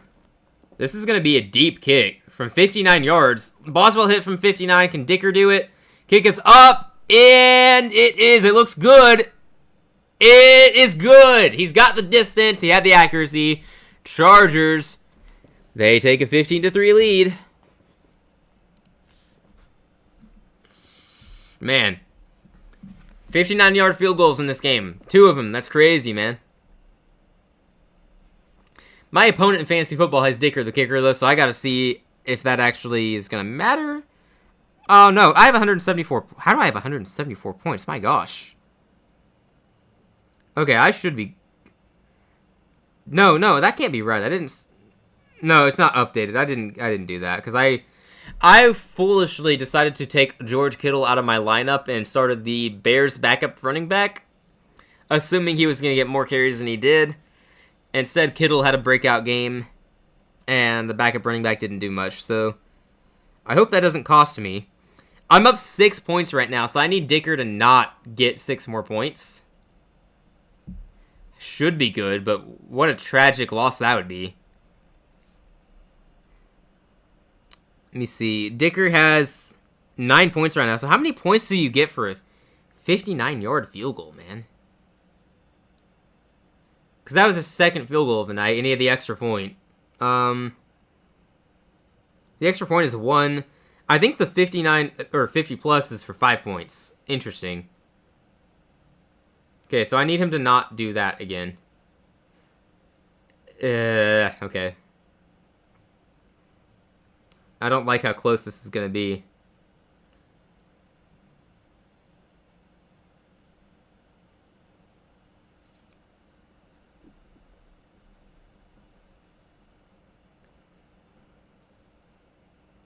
I'd rather start Rico Dowdle at quarterback at this point. Yeah. Yep, I like that. I'm going to say that. Someone was asking me how Bryce Young only had 1 fantasy point today. And I said he's just not starting caliber quarterback right now. And his response was he's not starting caliber for the Panthers. I disagree with that. He's not starting caliber for anyone right now. I'd rather start Rico at quarterback. Honestly, I would like to do that just to see how it would go. As a little experiment, because maybe it works well. I don't know.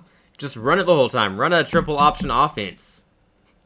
There's no way it would work. But it would be really interesting. Harbaugh likes Herbert too much. He's not going anywhere, probably. Or, hear me out, we get a triple team trade. We send McCarthy to Harbaugh. We send Bryce to Minnesota where they revive his career, which honestly might happen regardless. I could absolutely see that. And then we get Herbert. Yeah, I could see that. No. No.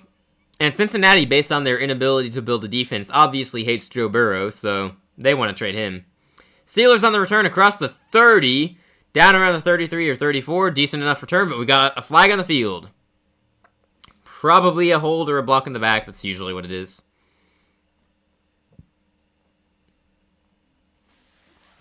Man, this is like the 3rd worst Sunday Night Football game of the season. They do call holding. And yeah, I joke it's the third worst. Like, I don't know what the actual worst was. Probably Falcons-Vikings earlier this year. That was just horrible. Horrible to watch. I'm going to go back and see. Because there have been some ugly Sunday night games. I don't know why, but it's like every week the Sunday night game is doing its best to outdo the previous one. There have been some good ones, though. Week 1 was legendary. Bills-Ravens was electric. Fantastic game. And then Falcons-Vikings was maybe the worst game I've seen. Chiefs-Giants was pretty boring, too. Packers-Cowboys was a lot of fun. I liked that. Rodgers rolling out. He's going to dirt the ball here incomplete on 1st and 10. 2nd and 10 coming up. Let's see. After that, it was Patriots-Bills. That was a good one. Liked that. Chiefs-Lions got pretty old. Was not fun down the stretch. Niners-Falcons was super boring. Packers-Steelers, I was asleep for that game. That was the week that I took a nap in and slept through all my alarms. So, didn't seem like I missed anything, though. And then last week it was Seahawks-Commanders. So glad I did not watch that. But yeah, Sunday night games have mostly been duds this year. It's been very interesting.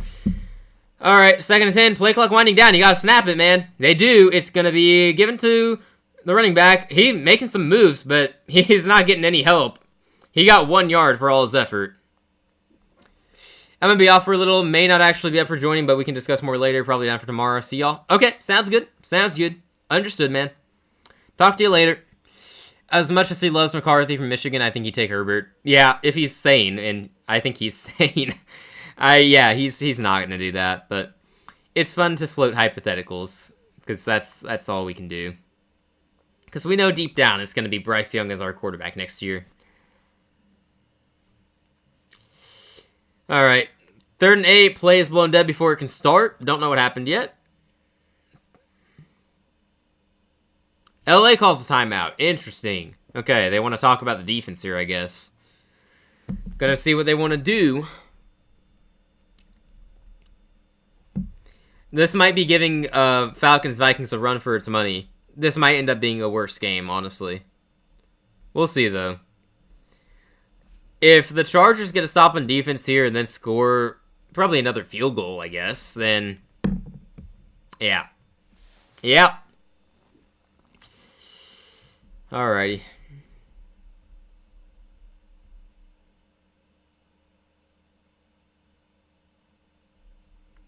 They're talking about the Minter family because Jesse Minter is the Chargers defensive coordinator, which, by the way, I think someday he's going to be a head coach in the league. Don't know for who, don't know if he'll succeed, but he's going to get a job. At one point, when I was thinking Canales was probably going to get fired by us, at one point it was reasonable. At one point, he was one of my candidates. Oh, Rodgers throwing to the turf, and it's incomplete. I'm not sure what happened there. Because there's no one there, and I don't think Rodgers was throwing to nobody. So the receiver he was looking for obviously just wasn't where he needed to be, or they weren't on the same page. I don't know what just happened. They're showing Metcalf here on the highlight, the replay. Oh yeah, Metcalf. It was going for Metcalf, who just collided with the defenders. They wanted a flag on that. I don't think you call a flag when they collided with each other. So the Chiefs wow, the Chiefs. Oh, the struggle is real. The Steelers punt the ball, and the Chargers have got it now. Yeah, I'm mixing up a lot of terms today. Yikes. That's what I get for sleeping poorly on a Saturday night. I do that almost every week, but still. Maybe I should start sleeping better. That might be a good idea, huh? I'll try tonight, I promise. I promise. Commercial break here. And the score is 15-3 because why wouldn't that be the score? Personally, hoping that it extends to 18-3 because I think that'd be funny. Let it be. Let it be. We'll see, though. At this point, the way the game's gone, I have a hard time seeing anything change. But at any given moment, Rodgers could suddenly connect with Metcalf for a big throw, big play, and the game could swing and they'd have momentum. It's possible. They're not dead yet. But from all that we've seen, it's really hard to project that happening. from all that we've seen, you would imagine this is just... It is what it is at this point. The Chargers are going to win an ugly game. But you know what they say, it's not over till it's over. Still plenty of ball left to be played. Not even in the fourth quarter yet. So, just because I personally think the Chargers are going to close this game out strong, doesn't mean anything. Check the stats here, see if anything looks better right now. Vidal has had a good day. We know that. Has anyone else suddenly had a good day? Probably not. Vidal's got 13 carries for 69 yards, which is pretty good.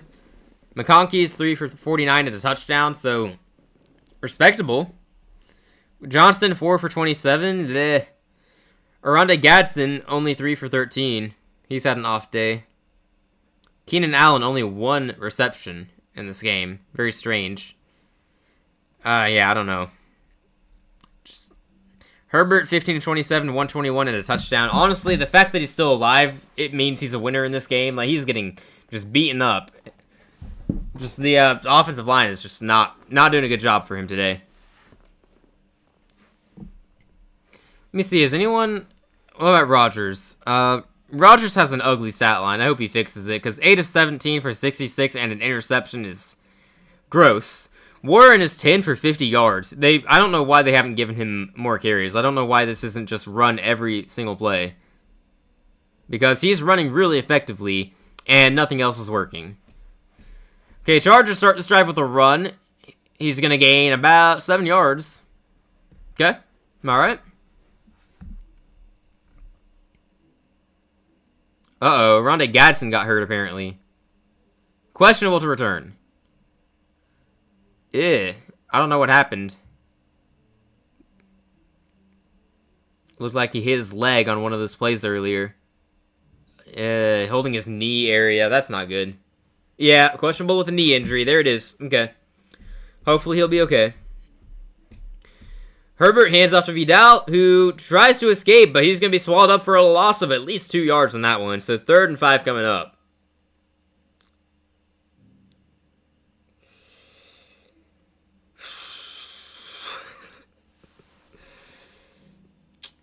Yep.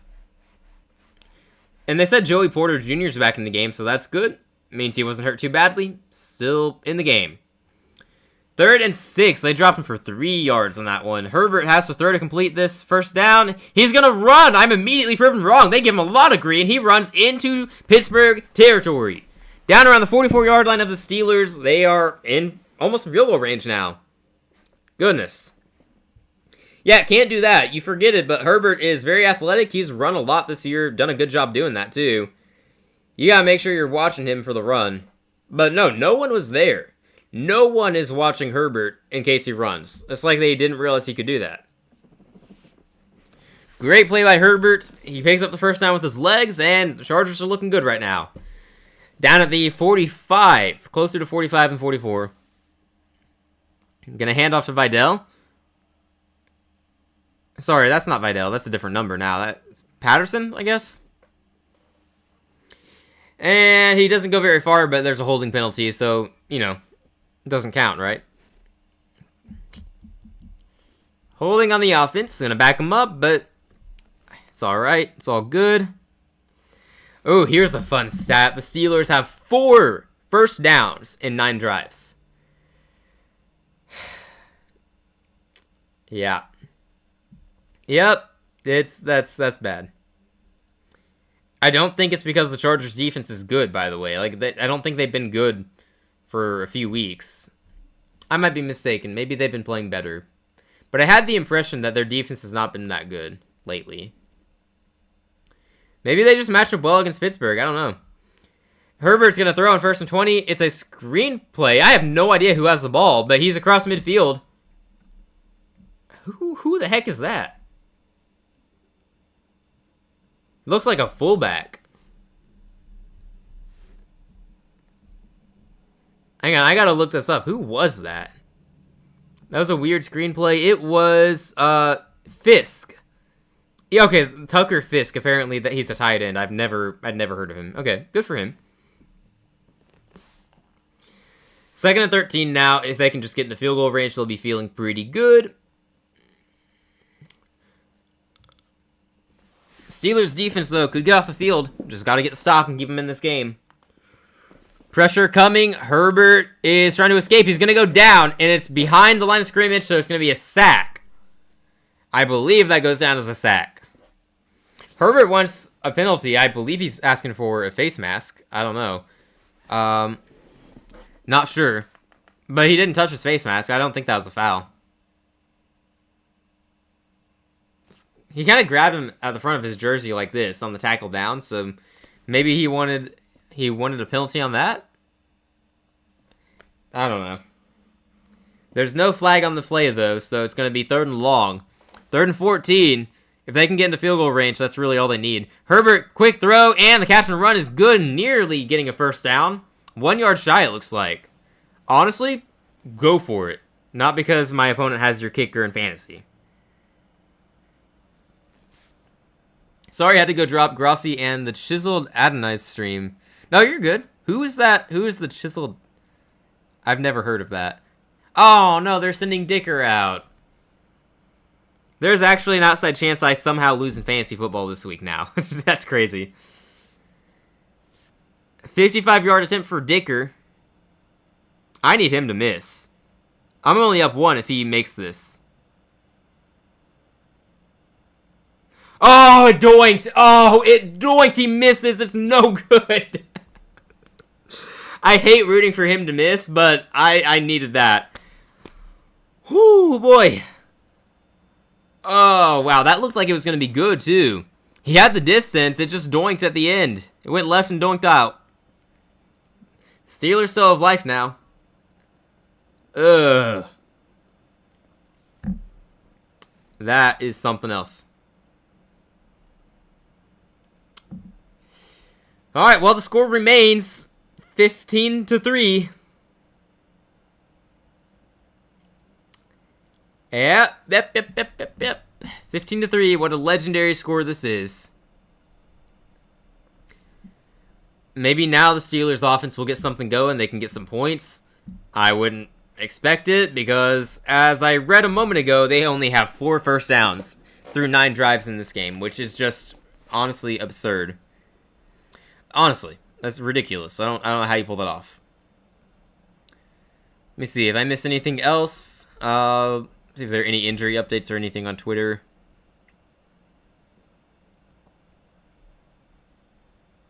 A Steelers fan with about 750 subs. 750,000 subs. Okay. Dang. A little surprised I've never heard of him then if he's got that many. Man. Does some pretty decent recap vids of all the games each week. Okay. I'll have to check him out then. Interesting. No, that's surprising because football creator with that many subs, I feel like I wouldn't have missed, but well, interesting. Just some funny content. Okay, all right. Definitely need more of that. But is he funny more like Grossi or what kind of funny are we talking? Like, does he? I mean, I don't imagine he does what Grossi does, and I don't imagine he does skits like, or does he do skits? Does he just make like roast all the teams in his reviews or something? Man, now you got me curious now. I'm gonna go ahead and look him up so I don't forget to do it later, because I'm the type of person who would completely forget. What a name too, the Chiseled. Let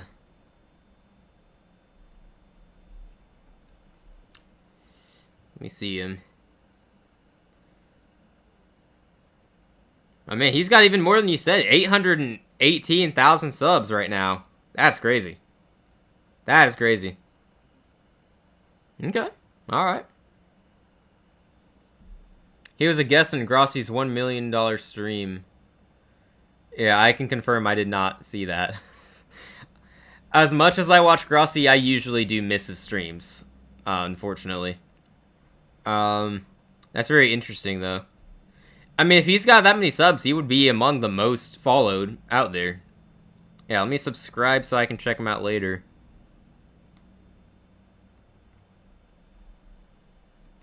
Pittsburgh has the ball at the 45-yard line, by the way, so they definitely have a chance to do something here. Good block there. Warren, he's got 10 yards there at least for the first down. Very, very good blocking on that one. Yeah, Jalen Warren is having a very nice day. He's probably been a pretty underrated back in Pittsburgh this year, but I mean, he's not been elite or anything, but he's having a nice year. His first year as a starter, because for some reason they insisted on forcing Najee Harris to be the starting running back for so long. Wow, what a great idea that was. Alright, Rodgers gets to throw out quickly. It's going to be complete, just a yard shy of the first down. That is Freiermuth, I believe, on the reception. Haven't seen his name today. And that's going to do it for the second quarter. That's going to take us to the end. Did I just say second quarter? My goodness. Ugh. Third quarter. One more to go. Steelers facing a deficit, but they've got some momentum now. No skits? Okay. Some Steelers vids, the recaps and reactions to other vids. Okay. Alright. That works. As well as streams. Streams every WWE event. Interesting. It's not usually... Those two don't usually overlap, football and WWE. That's interesting. Yeah, it's not my thing either. I've never cared for it. I got some friends who are into that, but I don't get it. I got football. That's all I need. And sometimes basketball can be fun, but not often enough. Okay.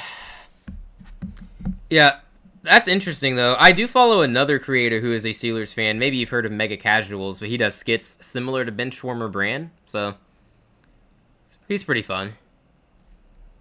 So let's see. The creators I follow, it's Grossi, a Packers fan. We got the Steelers fan. We got a Patriots fan and Bran. Is that the trick? You have to root for a team who is just a legacy or a dynasty or something like that? Maybe I should switch it up and be a Chiefs fan next. No, I'm kidding. I would never. I'm joking. Of course. It is pretty interesting, though, that they're fans of these notable, important teams.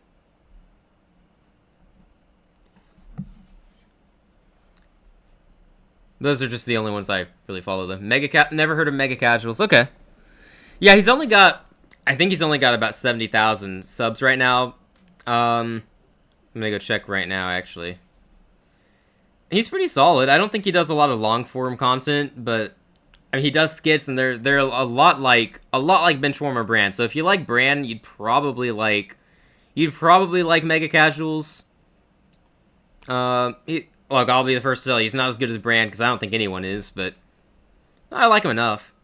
Whenever he does a video, it's basically just to talk about the Steelers. So, basically, almost all he does these days is the skits, so. Now, I found him last year, and I was like, yeah, he's okay, and then he kind of grew on me throughout the offseason, so. Is there anyone else? Oh, there's Scooter Magruder. I watched some of his stuff. He's a Dallas fan, so another noteworthy team. Again, it's just a funny theme. I don't think there's actually much of a correlation there. It's more of a coincidence. Anywho. If your team has more fans than other teams, it makes sense you'd have more subs, larger pool to pull from. I guess so. Steelers just ran for a first down, by the way, on 2nd and 1. Good for Warren. Yeah, I suppose you'd have a larger fan base to pull from. I don't know. Yeah, that would be a logical conclusion. It's probably the case. Yeah, I mean, you don't really see fans of bad teams who are notable content creators. I guess there's MMG. I don't watch him, but he's a Lions fan, and I think he had a large following before they became good. I don't really know, though. Rodgers gets it out. It's a screen pass to Warren, who breaks some tackles, and he's going to run for the first down and a little bit more down inside the 15. Warren is the offense right now, you guys. Jalen Warren. My goodness. All right. Gain of 18 on the play. Going to mark him down around the 14, I think. Oy. That was a nice play design, though. Faked the handoff. Warren got out into open space. Good blocking there. Got to give credit to the blockers. They did a good job. That very easily could have been broken up, but the guy missed on the tackle. Warren broke it, and he's free. All right. Ball at the 14. Pittsburgh threatening to get into this game. Better late than never. Player in motion. Rodgers Gonna hand off to Warren, who's got room. He's gonna take it inside the 10, down around the 8-yard line. All right. When you're first starting out, most people find you looking for their teams. That's what I would have thought as well, actually. I guess we probably had a lot of Panthers fans find us through the Panthers live reaction commentary, whatever you call it, games, streams. Yeah, I would be curious, though, if I could find out where most of the people have found us. It's probably really random. 5 points is pretty big. Honestly, I've never actually gotten into his content. I don't know why. But I've seen him with the group streams that Grossi does. Rogers is going to have to dirt that one. That blew up pretty fast. No one is open. Line collapsed around him. 3rd and 6 coming up. But yeah, 5 points. Yeah, it does have the Giants in New York. Pretty big market.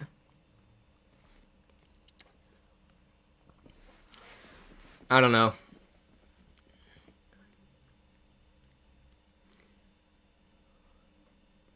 There are probably some other creators out there. You also follow Brandon Perna, Scooter Magruder, though Perna is hit or miss. I agree. I agree so much with that. There was one time I watched a video of his and was like, okay, this guy's funny. I'll subscribe. And then I watched another and was like, wow, this is incredibly cringy. I'm done. I tuned into his power rankings videos just to see which team is cursed by him. Rogers throwing is overthrown for the guy. Yikes. Pressure was coming. He overthrew the man. That's rough. 4th and 6 coming up. What do you do? You're down 12. You might have to go for it. You're not going to have enough time to score twice after this, I would imagine. Yeah, Rogers just overthrew the guy. That's unfortunate. We've seen that numerous times tonight. Pressure in his face, though. Ugh. Yeah, you got to have that. Alright, they're going for it here. On 4th and 6. You'd think you got to get this. Look, if you fail, it's still a 2-possession game. Rogers going to the end zone. Oh, it's incomplete. There's a lot of contact there. There's no flag, though. I'm not saying there should be. I'm just pointing it out. Because there was contact. You will hear about it, I'm sure. It's incomplete. So, Chargers defense gets the turnover and downs. He was looking for Metcalf in the end zone. Looks like it's pretty mutual contact. Metcalf just couldn't get to the ball, man. Not very well placed. Well, 15-3 remains the score. Alright. At least we don't have to worry about Perna cursing us, I guess. I'd like to be in position to be cursed. I wish. Yeah, no, I guess that's a good thing. Honestly, like, we're already cursed, it feels like. We're less cursed this year than we've been the past 6 years, but still got issues. It is really amazing how every team Perna puts in his power rankings, every team that the wheel lands on, because he does a spin wheel, there actually is a consequence for that team. I don't know how that's possible, but every week it happens. Do you know any other good Panthers streamers? I never found any, personally. There was one guy I found a while ago. He was like Panthers post, but I just found him kind of boring, honestly. It's always either they're boring or I'm just not entertained. Well, that's the same thing. What was that other term I was gonna use? I just find them boring. So yeah, I'm sure there are others out there, but no one comes to mind.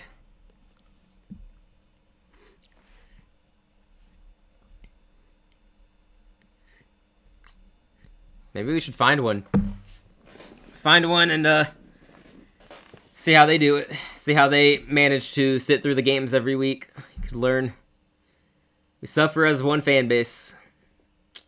Yeah.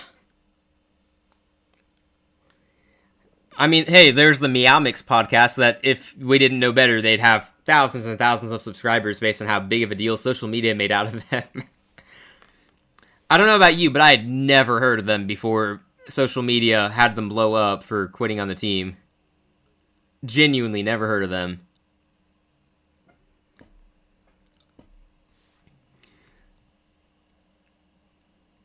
Either boring or just dumb. That sounds about right. Well, I'm glad you don't find us boring and dumb.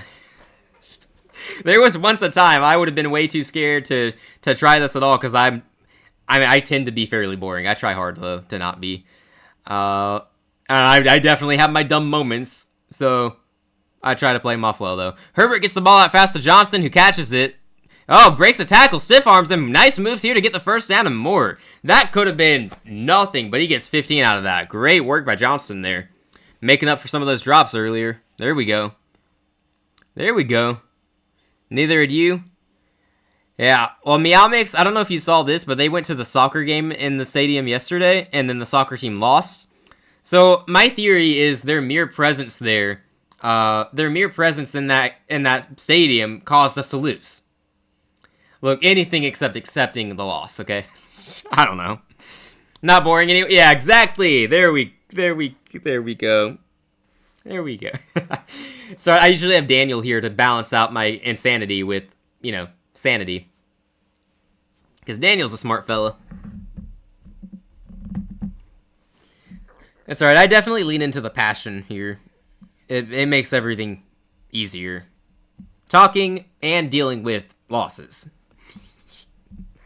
And trying to deal with whatever this game is supposed to be, because this has not been fun. It's been a Steelers game, to say the least. Alright. 2nd and 6 now, at the 29-yard line. I guess I missed the Vidal run there. Herbert, you'd think he's handing it off here. Got to kill more time. And gets the snap. He's going to throw. Good protection, initially at least. He throws, and it's overthrown for Allen. I don't know if he was really looking for Allen or just looking to throw it away, because that was no shot at that. No shot at that one.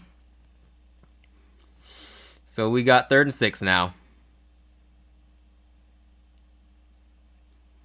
I'm surprised that they threw there on 2nd and 6. You're running the ball well, and you want to kill more time, so why would you not hand it off and kill another 30 seconds?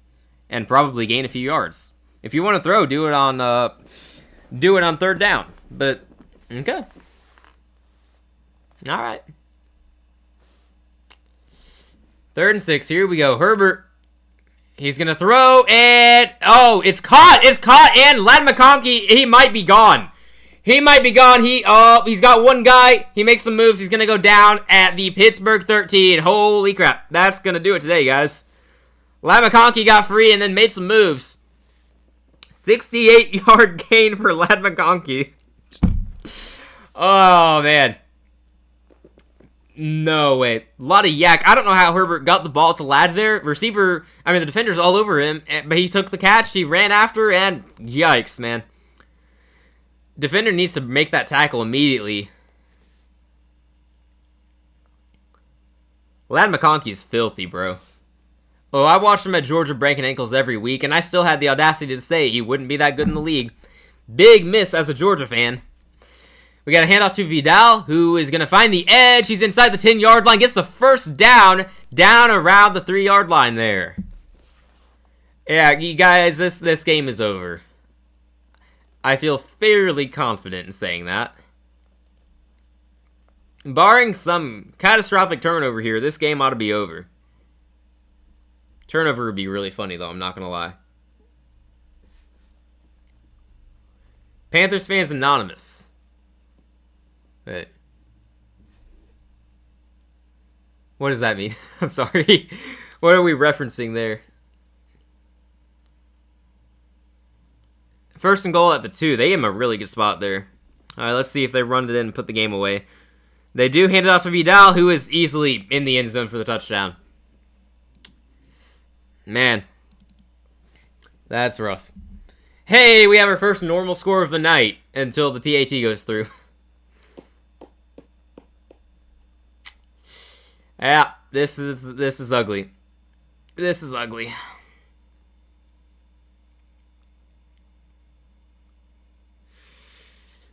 Alright, well, we've made it to a score where we can look at the upcoming team schedules and try to project, because that's probably the best thing to do now.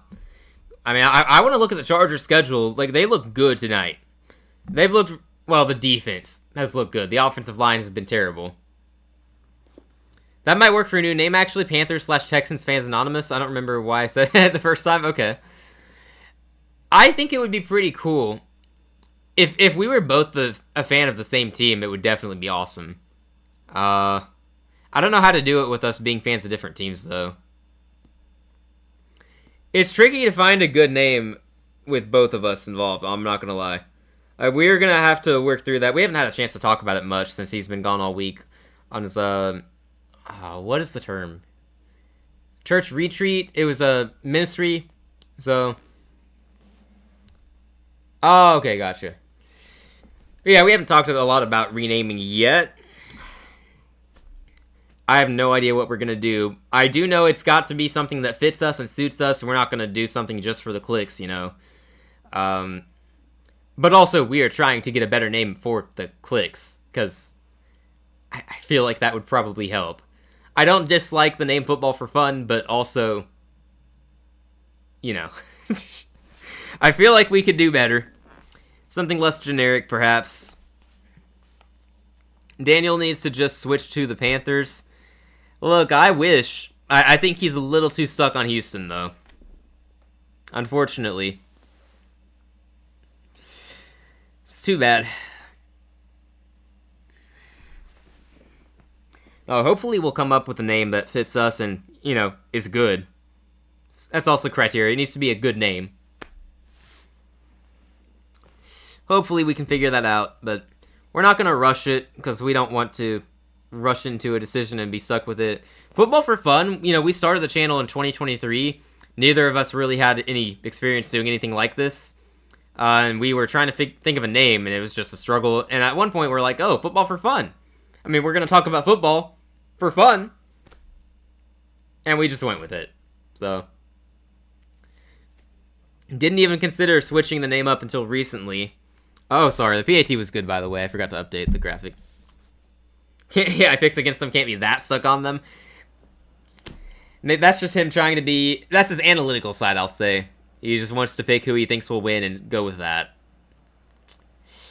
Like I say, though, he's the analytical one. He goes with the smarter picks. I lean into the passion. No matter how much it's going to hurt. I'm going to pick us again this week, even though I know we split with Atlanta every year, so... The part of me that realizes we split with them every year doesn't have a lot of hope for next week, but... They're also in a 4-game losing streak. That's going to be fun. Alright, let me pull up the Chargers schedule. I was going to do that. I'm interested to see what's happening there.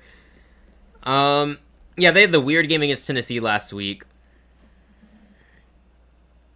Gainwell muffed the punt, apparently, but it didn't matter much. He's actually still up. Great return for Gainwell. Wow, made it to the 40, I think. He shouldn't have been able to, but he did. Alright. Alright, so the Chargers have the Jags next week. I would imagine the Chargers win that game. Just on instinct, I'd say they win, and then they get the Raiders, who they should beat. They got Philadelphia. They might be 9-3 going into the game against the Eagles on Monday Night Football. Then they got the Chiefs. They got a game against the Cowboys. Yeah, the Chargers should be able to win enough games to make the playoffs after tonight. My soul would never let me pick the Falcons over us. Fair enough. Part of me wants to do it because, as I've said, like, I keep picking them and they keep losing, so I kind of want to see that continue. But that means picking them against us, so I can't do that. Footballholics Anonymous. I don't know if it rolls off the tongue smoothly enough. It's intriguing, though. Footballholics Anonymous. Gainwell is well named. Absolutely. Rodgers, he doesn't get sacked, fortunately. He throws it up, looking for Metcalf, can't get it to him, but there's a flag. Probably holding that time. Defensive holding, I'm guessing. We'll see. They do call defensive holding. Yeah, it figures. They're bound to do that at some point. The Chargers could be in the race for that division. They have a head-to-head win over Denver, so if they have the same record as them at some point, then they will be in the lead in that division. I don't think they're healthy enough to actually pull through. I don't think they're healthy enough to go on much of a run. But, well, if their defense plays like they have tonight every week, then it's certainly possible. Rodgers at 96 yards. That hurts to see. I hope he gets over 100 here. Needs to get over 100. The 96 is sad. He's got a Bryce Young stat line in this game. The receiver... Oh my gosh! The receiver dropped it and into the hands of a defender it goes. That's picked off. That is not on Rodgers. It bounced off the receiver's hands into the defender's arms. Oh, Rodgers is never targeting that guy again. Ugh.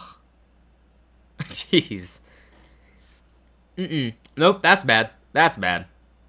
See that replay here? Like, that's purely on the receiver. It was a slant route. Bounces off of his hands. He has...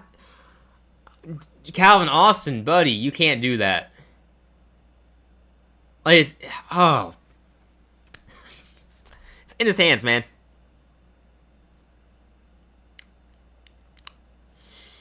Man. Maybe the Steelers shouldn't have traded away George Pickens. Have we thought about that?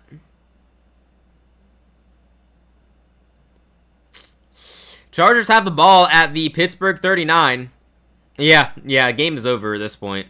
Vidal, he's gonna gain about 3 yards. Man. That's unfortunate. I was just saying, I want one more completion at least to get Rodgers over 100 yards, and then that happens. That sucks. Didn't want that to happen.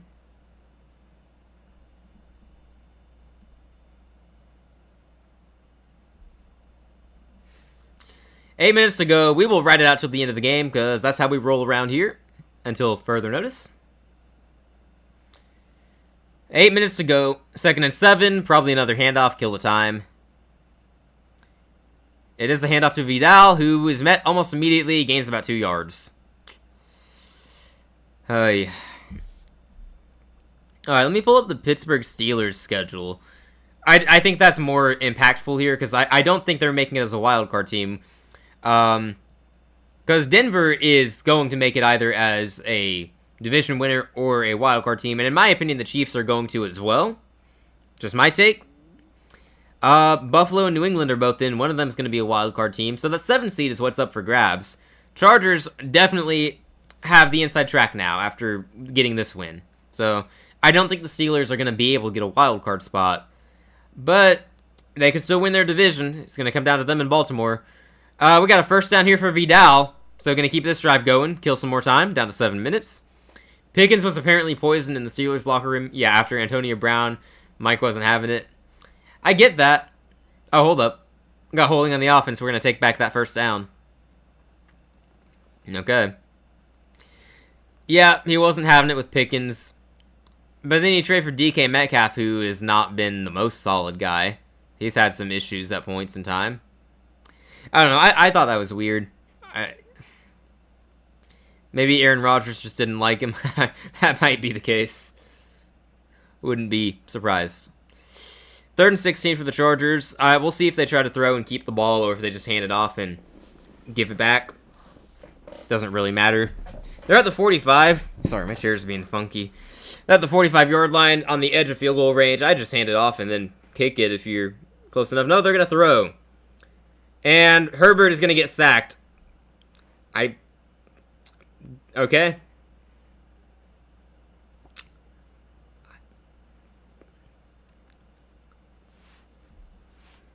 Interesting decision to leave your quarterback out there for a passing play. Fortunately, that's not an egregious sack. They just kind of wrapped him and called it dead. Okay. Steelers use the timeout, by the way, so I guess they're going to try to get the ball back and do something. Anyway, Steelers' schedule, as we were saying before the game interrupted me, they're going to be 5-4. They get the Bengals. They're going to win that game. 6-4 going into Chicago. That's going to be a game to circle. I don't know what happens there. I think they play the Bears and Bills. I think they win one of those games. So they'll be 6-4, 7-5 after those two games. They get the Ravens. I have them splitting with Baltimore. So 8-6. I'm gonna say they beat the Dolphins. So 9-6. I'm gonna say they lose to the Lions. Oh, okay. So wait. Oh, I have them going 10-7, I guess, because I don't have them losing to Cleveland, do I? I thought I had him going 10-8 no matter what happened. And not no matter what happened. I thought I had him going 10-8. I need to slow down. I am thinking things but saying the wrong things. I had him going 9-8 with a loss tonight. But I just looked at their schedule. I got 10-7. Oh, he just muffed the punt return. So it's Chargers ball. Wow.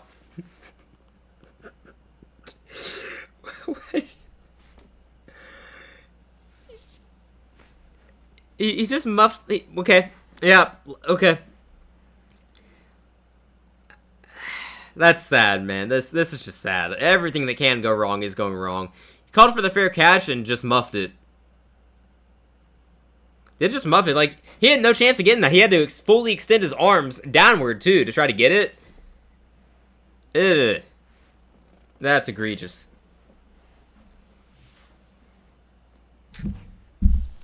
Alright, let me re-look at the Steelers' schedule. It's because I'm giving them a win over Buffalo or the Bears and the Bengals next week. So 5-4, 6-4, 7-4, 7-5, 8-5, 9-5, 9-6, 10-6, 10-7. Oh, it's because I said they're gonna have a trap game against either Miami or Cleveland that they lose for no reason. That's what I was thinking. If that doesn't happen, they'll get to 10-7, which I still don't think is enough to win the division or get a wild card spot. So that's why my stance on the Steelers is they miss the playoffs. So I think Baltimore wins enough games. Vidal is gonna get stuffed for a loss of yards, so that play did nothing. Yeah, we're just waiting out the clock now. Okay. All right. I mean, my view of the Steelers does not change on this game.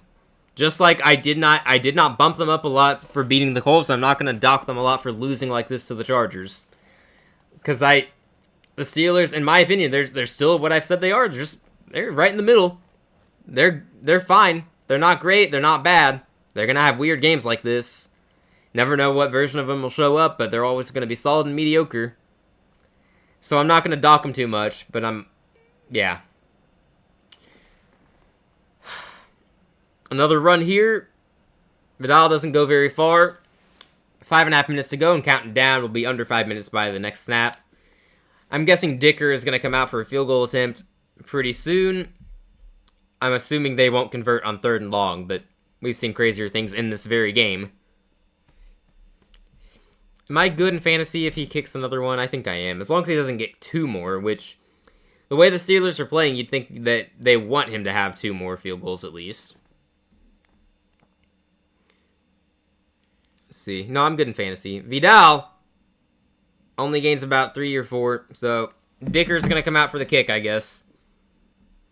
Yeah, 0 offense tonight. I didn't expect that. As low as I am on the Steelers compared to others, I would not have expected them to not have an offense in this game. I'm a bit surprised by that.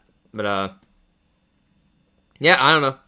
I'll still have them around the middle in my rankings, most likely. Probably won't drop them. I don't know. It depends on the teams around them. They might get dropped by the teams below them winning. I'm not sure how it'll shake out yet. I know Jacksonville's dropping. Houston's going to rise. I know we're dropping. At least we're mediocre now, too, instead of terrible. I agree. Being terrible wasn't fun, so I'm glad we've improved back to mediocre. It'd be nice to be good one of these years. Dicker, 42 yards. The kick is up, and that looks like it's going to be good, and it is. So that makes the score 25-3. And for Daniel's sake, I am so glad he chose not to join. Fantasy football update, I'm up by 2 points. So I'm in the league I'm talking about. I have 161 points. My opponent has 159. My record in the league is 4-4, so like I kind of need to win this week. Or else I'm going to face an uphill battle. Wow, up steep. Isaac, go to sleep right after this game. Yeah, facing a battle to make the playoffs. So I also did not care about this league until this week. I decided. I noticed I was 4-4 and thought it'd be funny if I started trying, and so I traded for JSN, and now I've got an elite team. Yeah, this league hates me.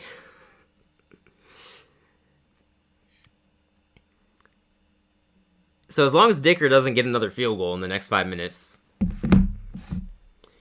Is Canales too nice/soft to get us to a Super Bowl? Low-key, if Zach Taylor could get the Bengals to a Super Bowl, I think Canales can do it. That's not to say that Taylor is nice or soft, but he's not a good coach, in my opinion. So I agree with the people who say he should be fired. But I think Canales can get us there. But it's also, I don't think we get there because of him, if that makes sense. You can look around at other coaches and say, yeah, the coach played a huge role in them getting there. I don't think we get there because of Canales. I don't think he's that good of a coach. His play calling is not consistent enough. I think he's kind of scared to get aggressive, but part of that is having Bryce Young as your quarterback. He doesn't trust him, it seems. I don't know. I could see us getting there with him. But what's more important is figuring out the quarterback position and then building an offense around that quarterback. So, we got to do what we got to do to get a quarterback this offseason. Joe Burrow to Carolina. I'm going to keep saying it. I'm going to start building up, hyping up that propaganda. Every rumor has to start somewhere, right? Let's get that going. Joe Burrow has always wanted to come to Charlotte to play for the Panthers. You can't disprove that. Yeah. I'm looking at the other teams right now. Let's see. Are there any other quarterbacks we could even target? On Canales, by the way, I would not support firing him as of right now. But also, my same thing with the quarterback situation. If we can upgrade, we should. So, if a coach somewhere is fired, say Kevin Stefanski in Cleveland, because in my opinion, he's a very good coach, I would not mind Stefanski in Carolina if we can get a quarterback.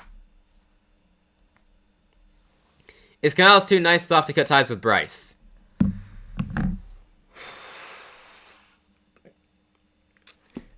It's going to be a long process, but I don't think he is. I think he will cut ties with Bryce. It'll take some time, but we'll get there. He benched him last year, so he's shown that he is capable of doing that. But yeah, he's loyal to his guys. That's why it took so long for Chuba to not be our starter, I suppose. Yeah. We'll see. I mean, I think it's pretty clear to most people now, and I will say Panthers Twitter surprised me. They were all saying that Bryce is not the guy as of today, which, personally, I think the switch-up is crazy. When a week ago you were supporting him like crazy. But I'm glad we're all coming around, I guess. Like, the general sentiment is we all like Bryce. He's a nice guy. We root for him, but nice doesn't mean good, unfortunately. Who else could we even get? I don't want Kyler. I wouldn't be surprised if Trevor Lawrence is on the move at some point. I don't really want him, though. But he could be that next quarterback who leaves his bad team and then breaks out somewhere, so there's that, but yeah, I'm good. Personally, I don't really want him. Yeah, there aren't going to be a lot of options. I'm just kind of floating hypotheticals, like who could be available? Oh, Rodgers did cross over 100 yards, so that's good. He at least got that. I wonder if Dak Prescott could be on the move at any point. I don't want his contract, though, so I'm good on that. I'm good on that, but just a thought. I wonder if he could be on the move at any point.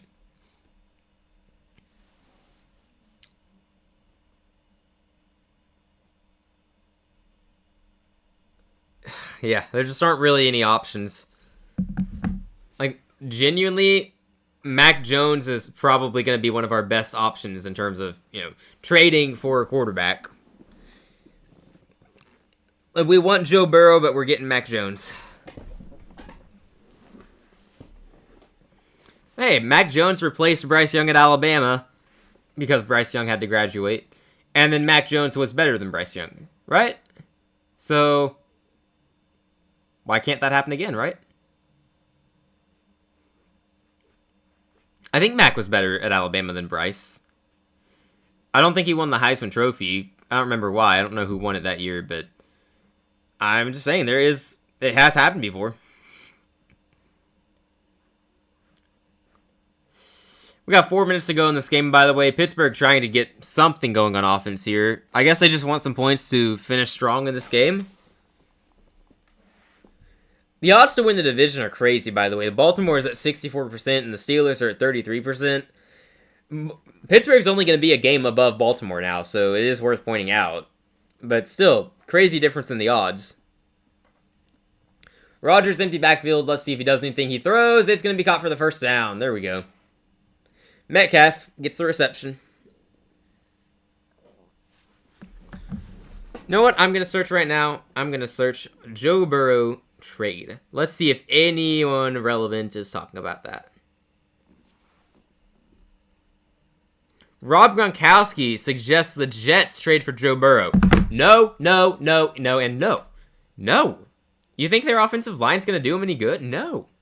Send him to a team with an offensive line, man. Come on, Gronk. You know better than that. Joe Burrow trying to save the Jets, though, would be a very interesting storyline. I'm not going to lie. If that were to happen, that'd be fun.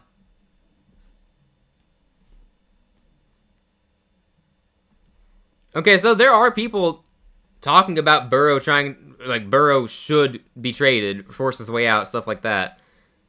I don't know that he would do that, but it's being talked about more than I realized. The problem is, it's the Jets who are being mentioned as the team that'll do it because they have all these draft picks. No, they don't have a defense either. They traded away their defense. No. No. It's a lateral move from Cincinnati to New York. Why would he do that? What do I know? Rodgers in 3rd and 4 is going to complete it to a wide open receiver. Catch and run is going to... Oh, they're going to get a touchdown. Cool. On the board. Wouldn't mind trying out Mac. Better than any possibility I can think of. Him and Fields seem to have the best potential. That's true. That's true. I'd be cool with Mac if we can get him. But I think the 49ers have him under contract, so we would have to trade for him. Look, we'll pay the price. That 4th round pick we got in the Thielen trade, let's send him that. Let's send him that. Could you imagine Andy backing up Burrow? Just have the former Cincinnati quarterbacks in our room? I think that'd be pretty funny. If we get Burrow, yeah, let's keep Andy Dalton just to have the all Cincinnati Bengals quarterback room. Let's go trade for Jake Browning while we're at it.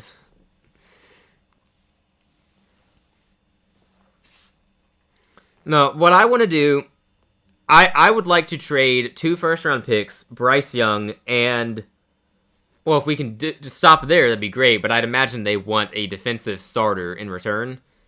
Let's give him Nick Scott. He's really, really good. Give him Princely Omanmielen. Young player, not as good as our other young player, Nick Scorton. Make that sacrifice to get Joe Burrow here. I don't know what they would perceive to be fair compensation, though. That's the thing. It costs at least 2 first-round picks. I don't know why I'm talking about this right now. It's not going to happen. But we're going to manifest it.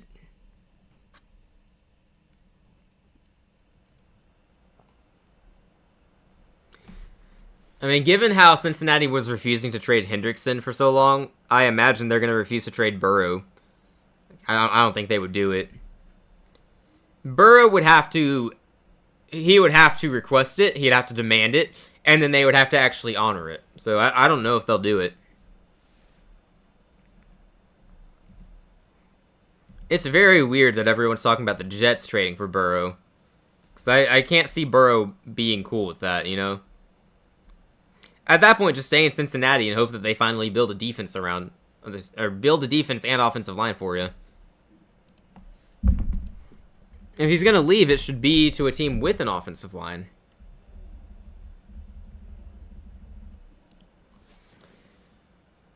Alright, onside kick is no good. Oh my gosh. If they give up a field goal and I lose in fantasy, that's going to suck. I don't like that there's actually a decent chance of that happening.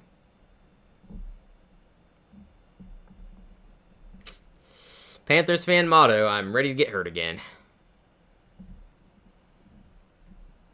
Just run out the clock, Chargers. Run out the clock. No timeouts for Pittsburgh. 2:56 remaining. Okay, now I'm interested. Like, I gotta watch this and see. Keenan Allen is gonna run into deeper into Steelers territory. I think that was a jet touch pass, basically. Oh, wow. Keenan Allen just passing Antonio Gates for the most receptions in Chargers history, apparently.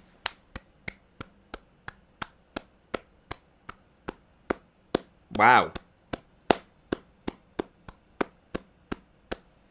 Bravo, Keenan Allen. Bravo. So that's why they did that, I guess. That's interesting. Good for him. Yeah, 956 for Keenan Allen, passing Antonio Gates. Pretty good. It's impressive. Yeah, you love to see that. They're celebrating him. They're celebrating him. I had no idea that was even at stake in this game. That's awesome. Andy for Burrow straight up. I'm okay with it. I don't know why they would say no to that. I mean, you know, great quarterback in Dalton. He can throw it to Jamar Chase.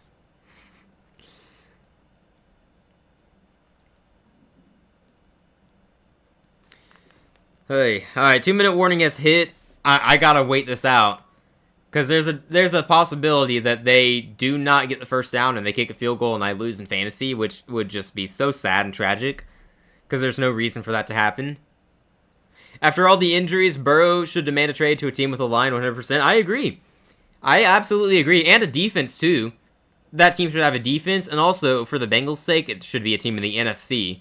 So, gee, I wonder if there are any teams that fit that.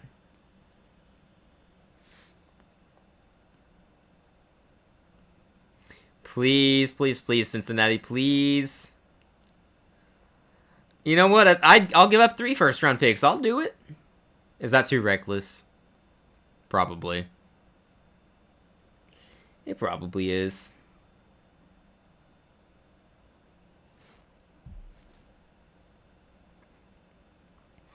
I mean, I feel like our offense is a quarterback and receiver away, so... And I was going to say we could draft a receiver in the second round, but we failed at doing that the past couple of times. Run is stuffed, by the way, so 3rd and 3 coming up.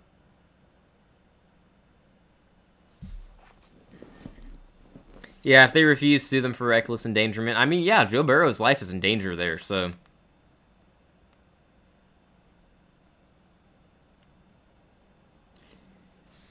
Yeah, we got the offensive line. We got a running back in Dowdle, assuming we don't let him walk. Chuba's there. Brooks is coming back next year. We have Tet, who should be even better in year 2. 3rd and 5, by the way. I don't know what they're doing here. Ball at the 44. It's a handoff, and it's going to... Oh, thank goodness he got the first down. Thank goodness. That means the clock keeps running. They're going to kneel it down. No field goal. So I'm going to eke out a win in fantasy. Okay. 2-point win. I feel a little bad, because how do you score 159 and lose? I feel a little bad there. It's okay. We'll probably meet again in the playoffs. If I get there. Man, if I'd started Kittle this week too, I would have had 180 points instead of 160. Oh well. I'll do better next time. Alright, well, the game's about to end here. So we will be wrapping up the stream momentarily, because I don't really have any more thoughts to add on this game. My view of the Chargers slightly improves. My view of the Steelers stays the exact same. I mean, I have no change there, so not a whole lot to talk about there. What a day it was. We will see if we are back tomorrow or not. As I was talking about earlier, I don't know if I'm going to have a way to watch the game. I probably won't, so I'm guessing I will not be doing anything for that one. Maybe we'll have like a live reaction after or something. I'll have to talk to Daniel about it and see what he wants to do, because I think he can watch the game. Maybe. Yeah, we'll find out. We'll let you all know for sure. And yeah, as usual, we'll have power rankings out on Tuesday. We'll have the predictions out on Wednesday. I'll try to get them out sooner this week. We had some difficulties getting them out on time last week. It wasn't my fault, I promise. I don't... The software I used to edit was acting up for some reason, and it wouldn't save the downloads. It was weird. But we got that figured out, so we'll do better this week with timing. Yeah, I don't think we'll do anything extra this week. Just the usual slate, power rankings, predictions, and then if you like college football, I do those predictions later in the week. So probably on Thursday this week. Try to get it all out. Trying to get to 400. We are one away from 400. Hopefully this was the week we get it. So thank you everyone who stopped by. I really appreciate you. We are getting close. We're getting through the season. And to all my Panthers fans, just keep pounding through the pain. We'll be fine. We'll be fine. We'll get there. Yeah, Daniel, we made it to the end of the game. I also had to eke out a win against Devin in fantasy football. I was nervous the Chargers were going to get one more field goal, so I had to make sure that didn't happen. We need to get a few more pieces on defense, too. I would agree with that. Another safety, maybe another corner, upgrade over Mike Jack. Stud at linebacker would be nice. We'll figure it out. Primarily, though, just hypothetically a quarterback away in offense, if that quarterback is Joe Burrow. Daniel, we are spouting out the Joe Burrow to Carolina propaganda, so hopefully you will get on board. If Rob Gronkowski can say that the Jets should trade for Joe Burrow, we can say the Panthers should do it. I'm going to start the propaganda. We are doing this. All right, we will have a better tomorrow, hopefully midnight, when the Packers beat the Eagles so that, our quality win looks good. That would happen, wouldn't it? Anyway, thank you all for hanging out. Daniel, midnight, Seagulls came by, I remember. Celtics, Go Celtics Sox was here. Good to see him in the chat. Nathaniel stopped by for a moment earlier. Good to see him. And anyone who was lurking and didn't say hi, we appreciate you as well, keeping our viewer count up. So we'll end it now, and we'll see you all throughout the week. Rankings on Tuesday, predictions on Wednesday. Everybody enjoy your week.